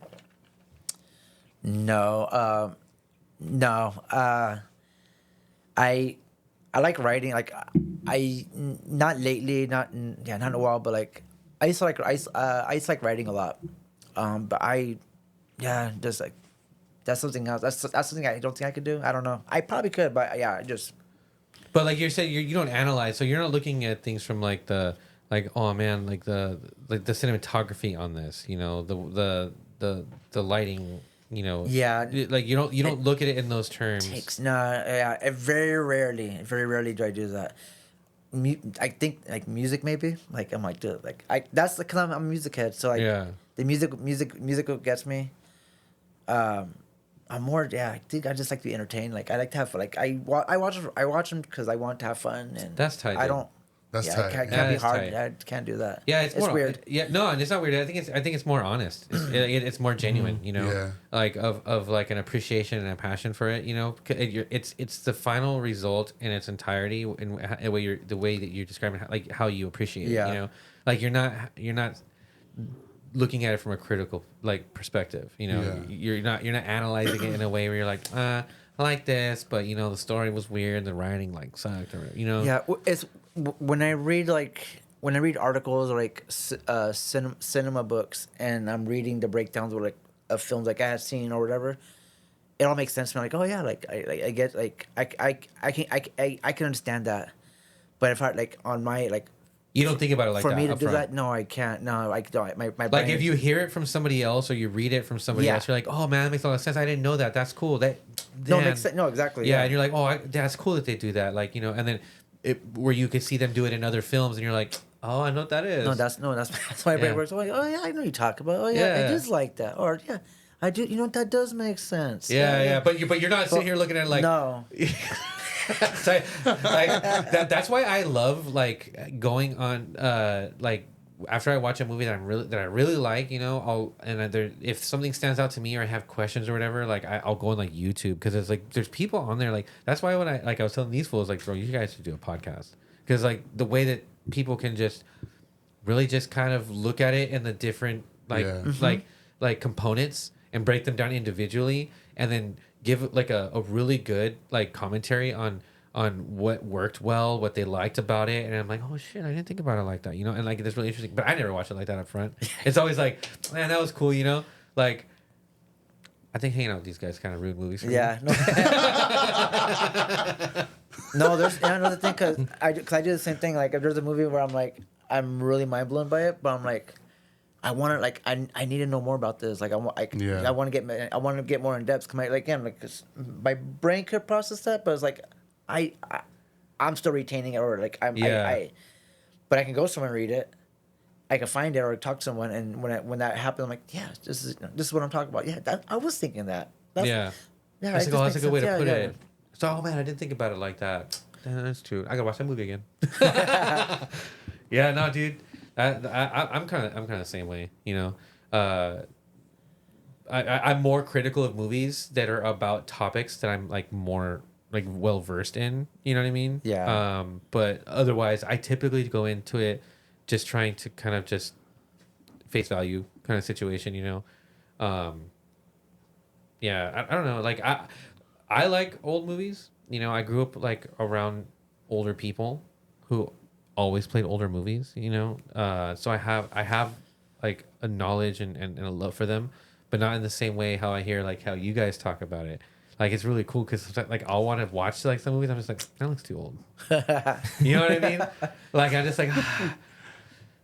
I remember one of our homies had mentioned something like that. And like similar to what you're saying. I was like, yeah, I like those movies, but like he's like, I'm more interested into like current shit. And in my head, I'm like, oh, you're missing out, dude. Yeah, like, there's so much cool shit out there, and like, I in your feel like lifetime, you'll never see it all. You know, you're right, and like listening to you guys, like it makes me more interested in wanting to explore some of that more, and like maybe kind of detach from like what's coming out new hype, you know, take my money kind of shit, and you know, kind of explore something like, you know, challenge like myself and step out of like my comfort zone, you know, because like the way that you guys talk about it's like you're romanticizing like these films. Yeah. You know, in a way where I'm just like, man, I'm taking that shit for granted, even though like I can acknowledge that these were good. This is good art, you know. Yeah. It's a time machine too, dude. Exactly. Like, you know, it's art that was made in the 50s, 60s, or whatever, you know? That's why I think it's pretty cool, like what you're doing, because it gives people like a familiar way to be able to see it, you know, because people go to the movies now, you know, to see current movies that are coming out, but you're providing a space for them to do something like that, but have it feel kind of experience it in like that homegrown like way, and exposing them to like these older niche films that they wouldn't they're not going to be able to see otherwise, like in that setting. No, and that's exactly what I was. That's what I want to go for. These were the drives that I was making when I started getting better, and I wasn't. You know, I had stopped drinking, I had stopped getting high, and so I was able to. I had a clear head, so I was like, dude, like, I don't just want to be home and not do nothing. You know, like I can watch my movies, but like I want to go do shit. And that's when I started. And that's why I went to the Gardena Cinema, because I was able. And that was the furthest I ever drove. That one. That was the first I ever drove, like on my own. And it was a 24-hour marathon to begin with. Like I went. It was a 24-hour fucking marathon. Damn, that's crazy. You really like sleeping bag and shit? Huh? You bring like I a did. sleep? Oh hell yeah. Yeah. Well, not sleeping bag, but I brought a blanket and pillow. Hell yeah. Because I did no, not sleeping bag, but yeah, I did bring a blanket and a pillow and an ice chest of like 6-8 mason jars of cold brews. With all was double espresso shots. Come on, dude, I was trying to get I was getting healthy, like, because of my diabetes. Yeah. And so I remember on my mind I was like, I need to eat healthy. So I remember there was a 7-Eleven down the street, and I got like a Caesar salad, because I was worried about eating popcorn and candy. And I think I got like a box of Reese's Pieces, and I was like eating those like 1 or 2, because I was in my head like I don't want to get sick, because I'm on my own, and that thing I want to do is, you know, get sick out there. Yeah. But you know, like I said, when I got that itch to do stuff, I was like, to go out and see these kind of movies like this. And I was like, oh, and that's when I discovered, like, you know, the Frida Cinema would start doing this. I had never been there prior, so when I started going there, I forgot what movie I saw first time there. Maybe it was The Children. And it was in an 80s movie. But went there by myself. I go a lot of movies by myself anyways, but Dude, but yeah, going, seeing these old movies like this with a crowd. I loved it because what I was in, that's what I'm into, and I see people coming out for this shit. And I think it was when I started talking to people, and this was like Gardena. I'm gonna skip over place, but this was happening in Gardena also. I was meeting people from the IE Who had also driven out. there, yeah. 'Cause we're all coming from the same shit, and I was like, oh, that's cool. You came from Hem. One guy was distributing records. He drove. He's from Hemet. He went. Another person was coming from Moreno Valley, and we're all here to watch these movies. I'm like, oh, it's fucking sick. And I believe it was over at the New Beverly.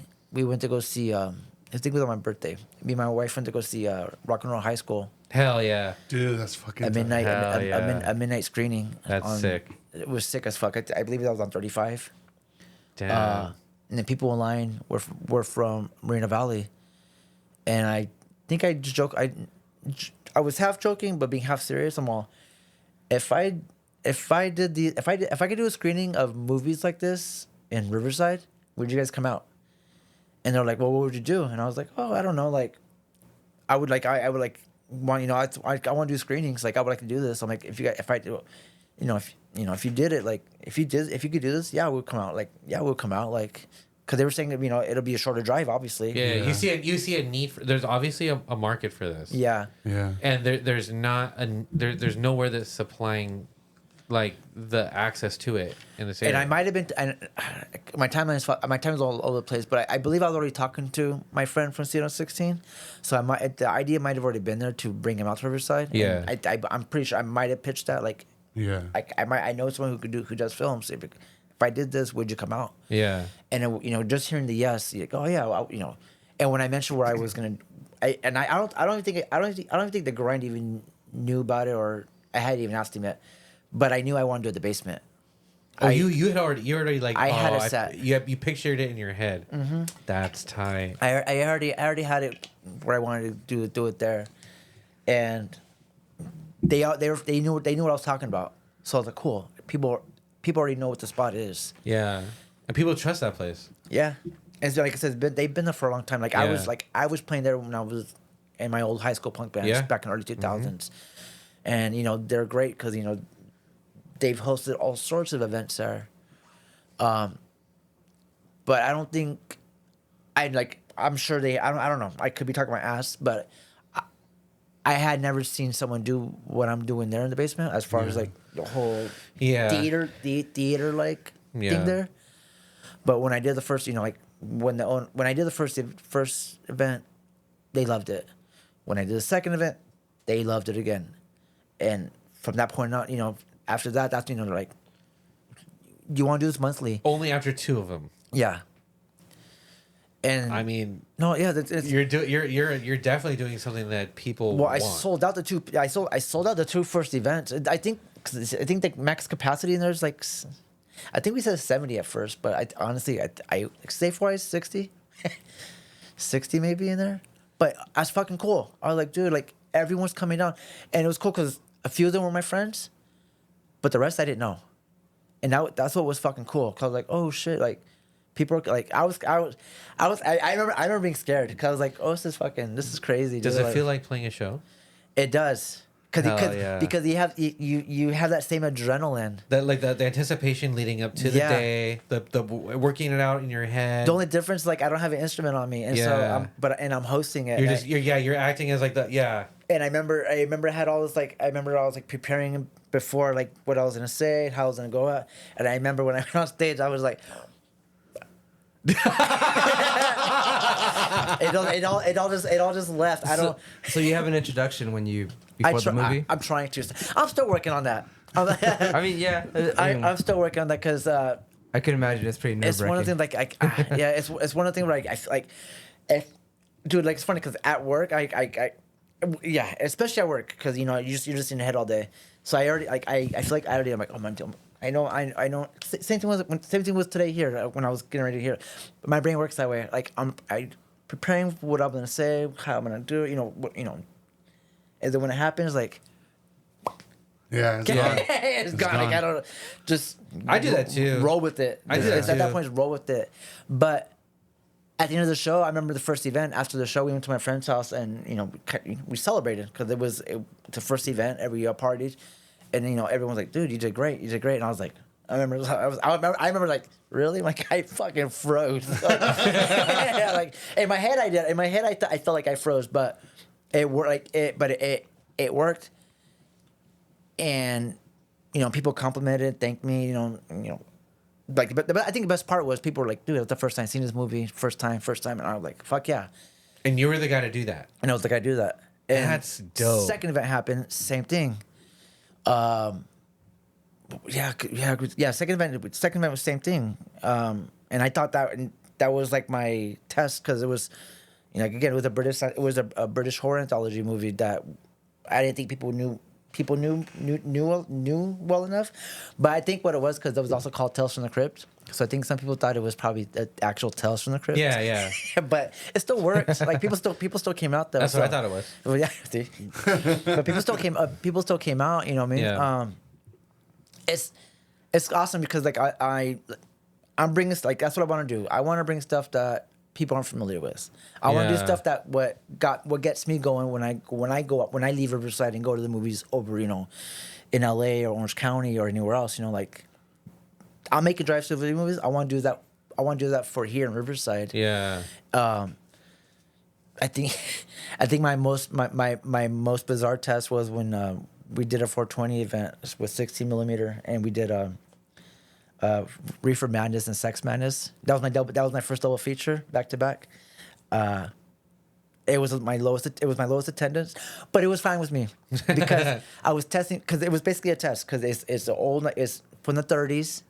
It's the old, they're old, drug propaganda, sex propaganda film. Drugs are bad, sex is bad, don't do it kind of movies. But it was fucking sick because like, who's gonna see that in Riverside? Who's gonna show that in Riverside? Yeah. Nobody. You're not gonna see that. And same thing. Same with like what I'm gonna do in August with Pink Flamingos. Yeah. Like I believe no one. I don't think no one's showing this shit. I don't think no one's showing this shit in Riverside. No. Like, there's no theater in Riverside to exist that had ever played it. No, Yeah. I don't. I could be wrong, but I'm. But like pretty sure. Yeah, like Pretty it's sure. I feel like it's safe to say that like something like that is not something you'd find in the type of theaters that would be in these areas. No. At least not like anytime recently. No, I mean No, like you'd not that I have can you'd think have of. to go to somewhere like the Frida or something like that, like something that's a little bit more niche, and like towards an area where you're gonna have more of a market for that. Yeah. But obviously, there's a market like for that stuff out Yeah. here. It's crazy that you're saying all this because me and Fidel had this idea to do what you're doing for like ever now, right? Yeah, we always talked about And it. we're like saying like nobody's doing this in Riverside. Like nobody is showing all these movies that are never gonna get exposure, And when you started doing this, I'm like, well, who the fuck's like in Riverside? Like what? Like why are they showing this movie? Like it's crazy, Like wait, who's behind this? And he just kept telling me like, oh, they're gonna show this. So then they told me about this movie. Right now I'm staying off social media, so I don't know what the fuck's going on in the world. But they told me about this play, and I was like, what? Like Pink Flamingos, like that's tight, dude. So like what you're doing, dude, is so important. Even if it's for like a few people, like it's still important, dude. And I think it's badass that someone's bringing that to the IE. It keeps that spirit alive, and it brings that here. Yeah. And that hasn't like really been done. No, yeah, that's the thing. Like, that's my drive. Is that people are hitting me up. People are coming out, and as long as that drive is there, like, regardless, I probably if this didn't work, I'll probably do this from my house. Like I said, like that's how it started. Like I wanted to invite people to my house. That's how it started. Like, oh, if I could get a screen and do them in my backyard, fuck yeah, But like it, just doing it DIY where I was borrowing the projector, borrowing the, renting the chair. Like when it started off like that, and when it hit, I was like, fuck yeah, I want to do it again because it was like playing a show. I was like, when you do a badass set, like fuck yeah.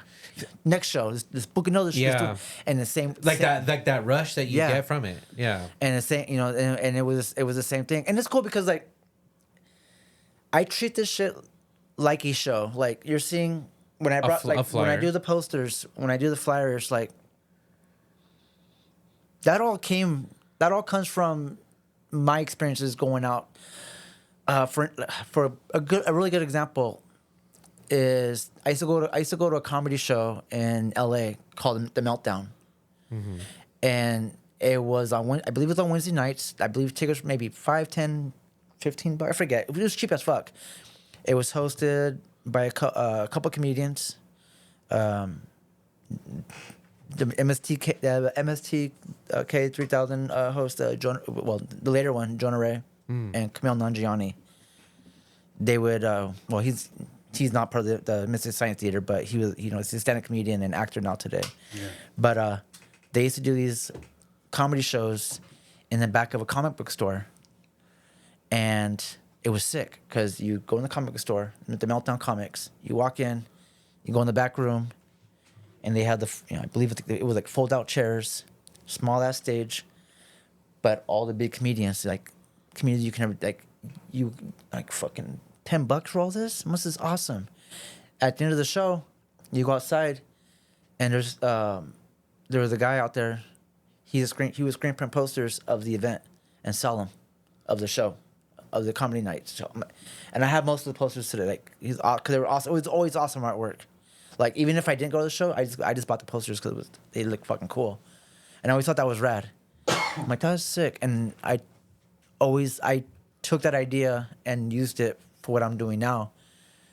My brother makes all the graphics, Yeah, he's like the flyer king, dude. He's like, Yeah, he really is. yeah. And there's the thing, when he did the Night of the Living Dead flyer for me, I was knocked. I was like, "Fuck, this is fucking badass!" Like, I have it right there framed. And I was like, you're like, this is better than I thought. dude, no. And it got me hyped up Yeah. because now I'm like, fuck, the flyer looks cool as fuck. Like, I hope the show backs us up. You know what I'm saying? I hope this backs it up. The same way as if oh, this flyer's sick and everything, and I show up like my band better like put on a good show, so people like don't think we're like holding this flyer back. No, exactly. No, for real. Like, Yeah.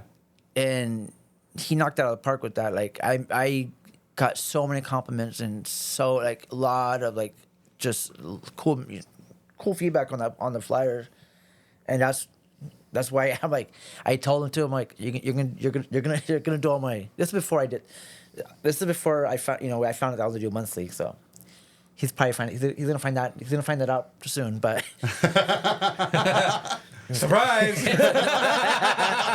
but he's great. He does doing the graphics like that. I'm like, dude, everyone loves it. Like people, I remember people were asking me like, oh, are you make shirts?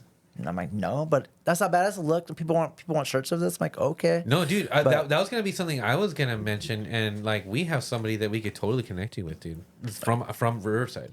He's right here down the street. Yeah, dude. Oh shit. Small dog screen printing. Does it out of his like lockout and his like in the alley down Yeah. right here down the street. Yeah, Oh, dude. shit. No screen feed, like lowest prices in town, bro. We'll talk, dude. We'll talk about that. Yeah. But no, like all of that. I treat all of it like a show. It's funny because I have more merch for what I'm doing now than I ever did with any of my bands. I swear, dude. Like man, I should have been doing this the whole time, dude. Because everything is easy access, and it's all local. Yeah. Like again, my brother does the graphics, right? Okay. The stickers I get done from a couple of friends of mine who own a printing shop right here in downtown Riverside, Orange Dope. Sign. The posters get printed from my friends who own the shop in downtown again, Urge Palette. I know Urge Palette. It's all my friends. It's all local. It's all DIY. Community based. It's all it's all home.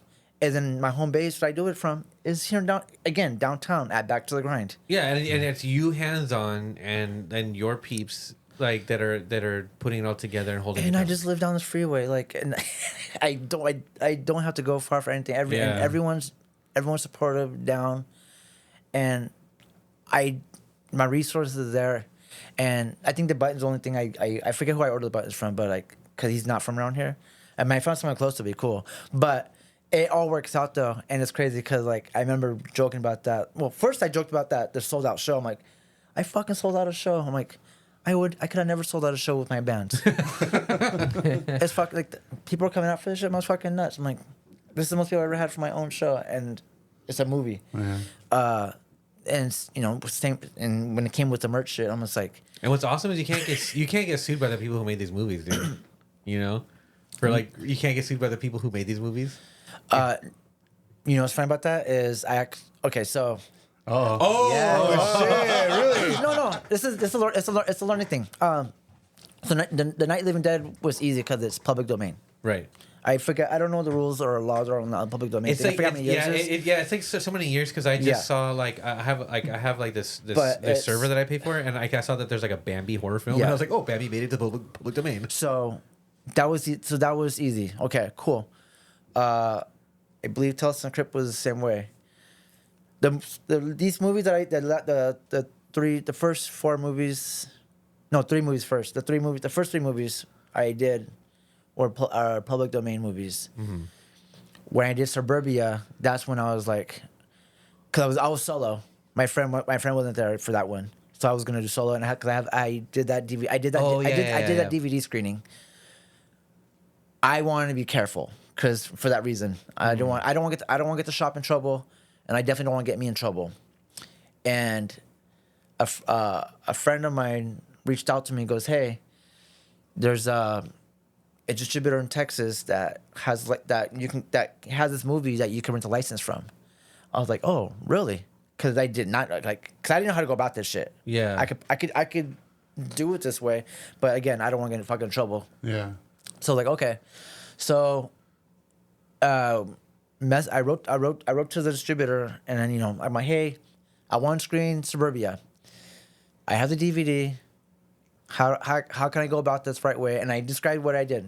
It's me and my wife. We're doing this from a coffee shop. Gave them the whole layout of what we do. Donation place, blah, blah, blah, They're like, "Oh, yeah, you can rent this movie. You already own DVD? Okay. $78. $78? Oh, yeah, okay. How do we do this? Cool. Sets of the money. Bam, done. Awesome as fuck. No trouble. So, and I was able. That's the thing, because I want to promote the film. I want to promote the movie. Yeah. I want to do the posters. I want to do the thing. I don't want. I can't do the. I seen screenings where they do the secret movie of whatever. Blah, blah. I don't want to do that. I want badass artwork. I want to fucking pop it out. Like a punk flyer would, like the Xerox style. I don't want to do. I don't want to put Cisco presents secret feature of blah blah blah. Cool. I'm not saying I won't ever do that. Cause maybe I will one day. Just in case a license costs too fucking much. But if I can pay it, I'll do it. Now that's secret film, and it's like a Marvel movie. Well, that's the thing, because I know there's some places that did that, and I didn't. I like out of like small cafes out here around here, and I didn't know how they did that. I'm like, how do you do that without getting in trouble? I even asked my friend, and some of them he goes, well, so and so theater got in trouble because they can't do it. That's why they don't do these movies no more. So it really got in my head. I'm like, well, I don't want to get in trouble because like. I'm having fun. And the last thing I want to do is pay thousands of dollars in fines. Yeah, I don't have. And then have this not be fun anymore. I don't have that fucking money. Yeah. So when he had offered me to do Pink Flamingos and a couple other movies for the end of this year, I was like, oh, fuck. I'm like, all right, this I gotta. I told him I can't do special feature. I can't do the secret thing. I'm like. How much does it cost? And he goes, that's going to cost. It's going to cost you. All right. So then I reached out to someone who has screened John Water movies back in Orange County. And so he goes, here's a link of a distributor who handles licensings for non-theater places. I'm like, oh, well. That's me. I'm a non-theater. I just run a DIY place under a coffee shop. Right? Okay. So I wrote to this person, and they worked they worked it out with me. They're like, oh, we want to support. We would like to support your place. Like, you're at a coffee shop. And they're like, oh, what's your head count? I'm like, a head count? Like, 50, 60. What? How much? It was all money talk then, because like it became like business. Like, oh, well, how much? What's your ticket sales? And I'm like, I don't sell tickets. So it was weird because I'm like, oh, like to get the films that we wanted to, that we're gonna do. You have to give them like these metrics. I'm sure. Yeah. I my wife works in that part. I'm bad at money. I just do the talk and get the movie. Like I try to get the films. I'm bad at doing the whole business side. Like the admin part of it. Yeah. That's why she's good. That's why she's great at that. So then she could talk. She could read the paperwork and break it down. Not saying it costs a lot, but it costs more than Suburbia. Yeah. But it was worth it because I was able. I'm like, because I wanted, when I saw this when I saw the Pink Flamingos flyer, I was like, it was worth it. I'm like, fuck yeah. That's what I want. Like this it's worth it. This backs it up. Like I don't care how much it costed. Like, yo. But the only difference was like we had to have the only difference for this event and the future events as of is that we are doing the Eventbrite ticket links, which is why there's no Eventbrite link on the flyers, because we did not think about doing none of that shit. And then when the talk was there about head counts and all that shit, well, we really don't tally people. But this is a good way to track that data. Yes. Yeah. And it's working out good so far. Like the ticket sales right now is working right now, and it's only July. Like, let's do 60. Like I said, 60? I think it fits 60 people. Selling, I'm happy about this, but like selling 16 tickets ahead of my August showing, I'm like, that's good for me. Like, I didn't think I was gonna sell any tickets on Eventbrite until the night of or whatever. If I was gonna sell it, like, because they are gonna have that whatever fees. Yeah, that was my other holdback, which is funny because when it first set up and I saw the fees, I was like, oh, I don't want that. Yeah, that's a bummer. Come to the door. Yeah, exactly, or just give it Venmo me or something, Yeah, but people are buying them. People are enthused about it. And that makes me happy. Because that must be motivating, knowing that they believe in it. Exactly. No, it is. Like they find the value in it, therefore they're willing to pay the fees and order it through like the Eventbrite like platform because they want it that bad. Dude, I get yeah, and it's funny because like I get stoked about it, but at the same time I'm almost like, oh, it's better. Again, I'm like, this better be a good show. This better.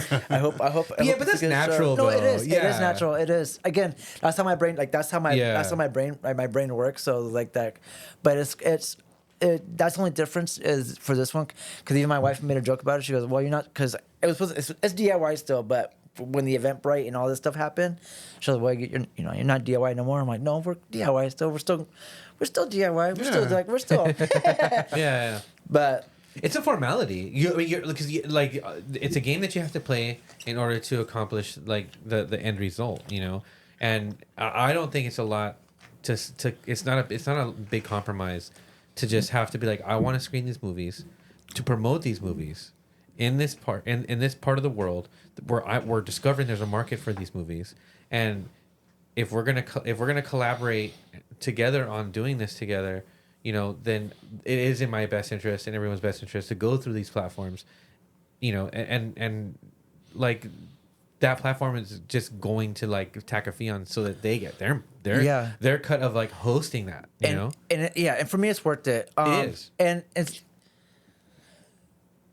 right now for screening. I started like last October. I feel, and this is cool because I feel like there's gonna be a boom. This is just me saying this, but like, there's a few of the places out here right now that are, like Farmhouse is doing screenings, on a weeknight. There's a couple spots doing film screenings. They're not announcing it. They're kind of social media, Instagram they are, but they're not doing the flyering. That's the only difference. Like I want to promote. I love fly. It's like a punk shows to me. I love the flyering. I love handing fucking stickers out. I love doing. That's my thing. I like doing that shit. Yeah, and there's a huge difference too because I there's times when people hit me up about like Farmhouse stuff, and I'm just like, I mean, I'm not Like it's today. Fuck, I wish I would have known. Yeah. You know, but like I see this everywhere. But I feel like that's the thing I was gonna get at is that the more people do the screenings out here, I feel like the more eyes will come out here, Yeah. Right. and I want to cover my ass. I want to make sure we don't get in trouble if it came down to it. Because they could pull the. I'm guessing they could pull the plug on us. Yeah. I mean, it happened. I've been told this happened to a couple places in LA, a couple of DIY places in LA that were doing, just any screenings, whatever, and they got busted from whatever company or distributor, like, can't do this. So they started showing the smaller movies.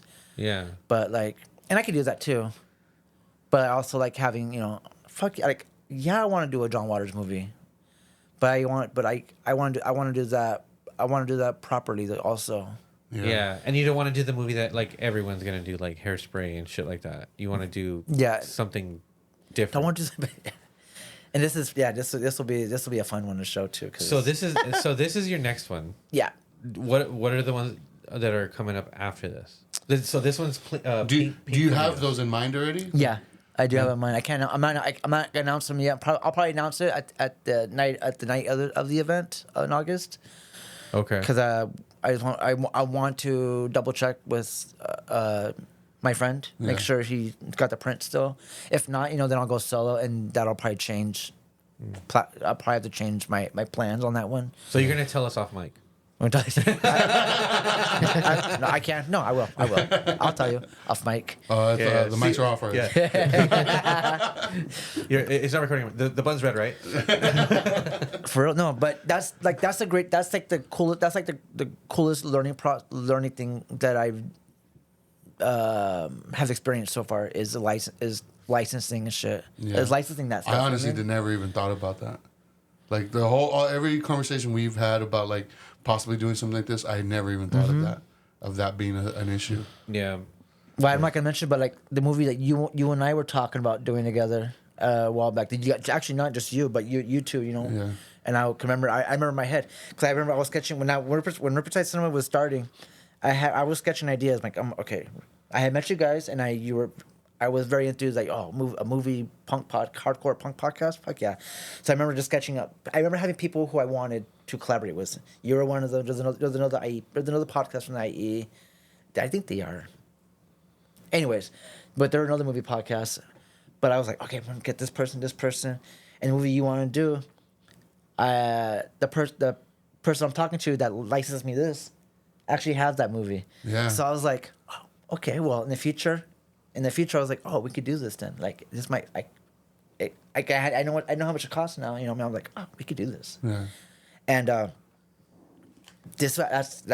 learning that, I was like, oh yeah, like, that's where, God, dude, that saved my ass really, like, because this is something I didn't know about either. Like, I did not know that shit. I thought you could just, not that you could just show any movies you wanted. Yeah. But. There's some movies. Some movies have red tape. Yeah. Yeah, and that's probably why I won't do not that I have any interest in showing like the bigger movies, but right.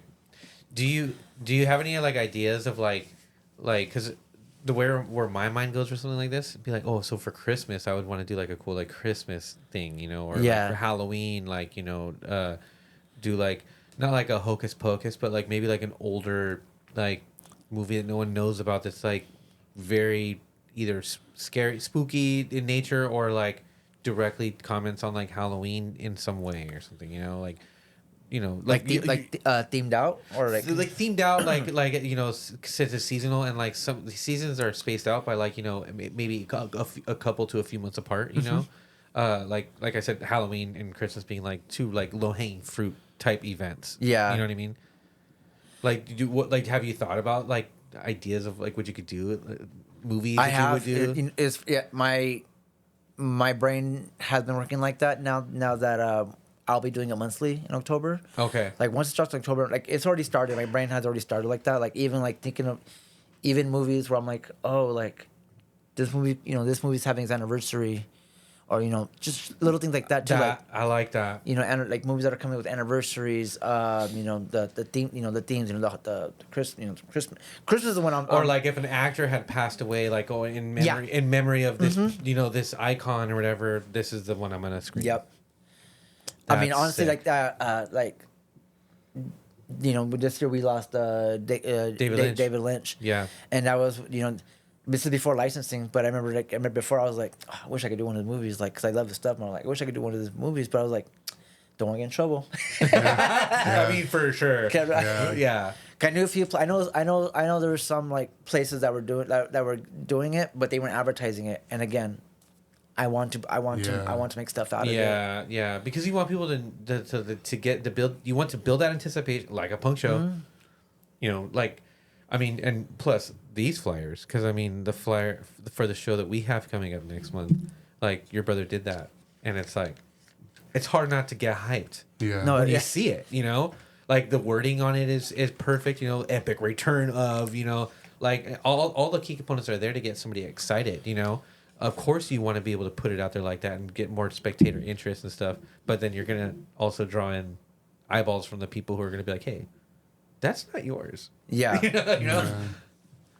That's definitely why with the John Waters one, when I was offered it, that was I really like, okay, like I want to look into, like, I want to research, and when I got help from other people, it worked out, because I was able, one, I was able to afford it, but two, I was able to cover my ass, and plus I was able to get a couple other movies that my friend already had, that was also in that was also on the list of movies to get. I was like, oh my god, this is perfect, like, Yeah. cool.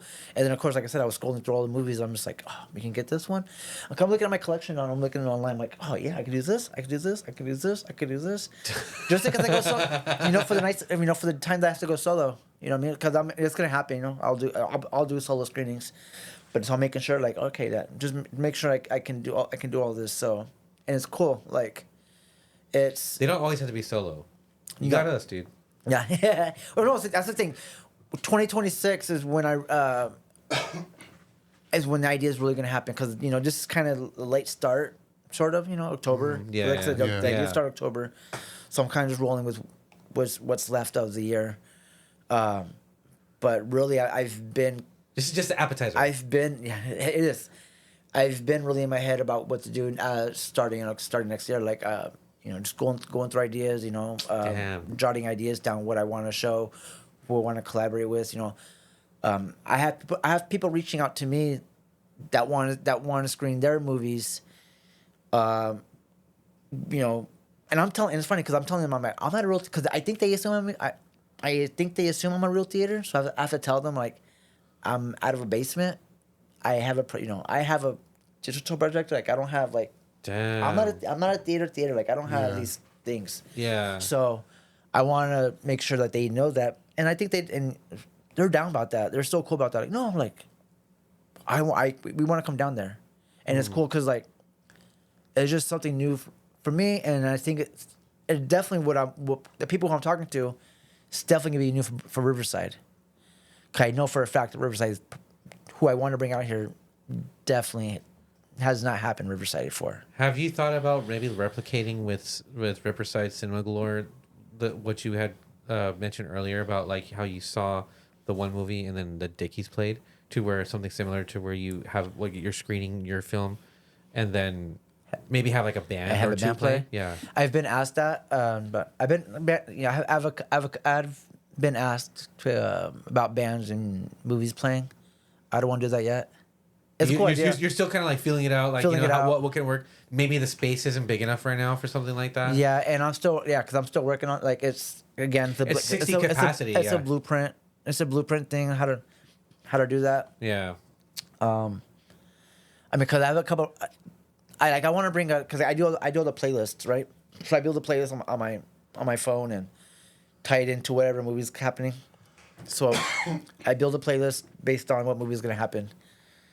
For this one, I was not that I'm having a hard time, but I have a couple friends that know, they're familiar with, like, garage rock and bop music and stuff. but they DJ, like, they have, they have the 45s, and they know that shit. That's like something. That's the thing I want to work with is, having DJs and stuff. But again, like the capacity, like Yeah. how big of a room, like how big of a room can I make this with them and their crowd, because they're I'll say they're well known, and having their crowd plus my crowd, and keeping that, not blowing it out, like not having a big. Yeah, you kind of have to gauge from like as you go. I imagine like okay, this is like I need more space so that more people can see the screening itself, but also at that point, you could also maybe then incorporate some of those other elements to it, Yeah. But like, I see that because like that is a small space in there. Well, a real quick funny story was the Suburbia showing. On the flyer, it says, because it was posted. I guess how did my brother say it? It's on the actual like poster print, like the actual because he picks the graphics based on whatever's on the cover, whatever he's working with. Yeah. But it did say the movie, because the movie does feature, right? The movie does feature TSOL, the Vandals, DI. Well, somebody thought that they were actually going to play there. Ah. Because it did say that. So Suburbia. At Baxter Grind, Riverside, $10, featuring the Vandals, TSOL, DI, and one of my friends was, I think it was upstairs of the coffee shop, and I guess this guy was like upset. I think he drove down expecting that the band were gonna be there, and I was fucking laughing him all. Why the fuck would the Vandals and DI TSOL play for $10 fucking in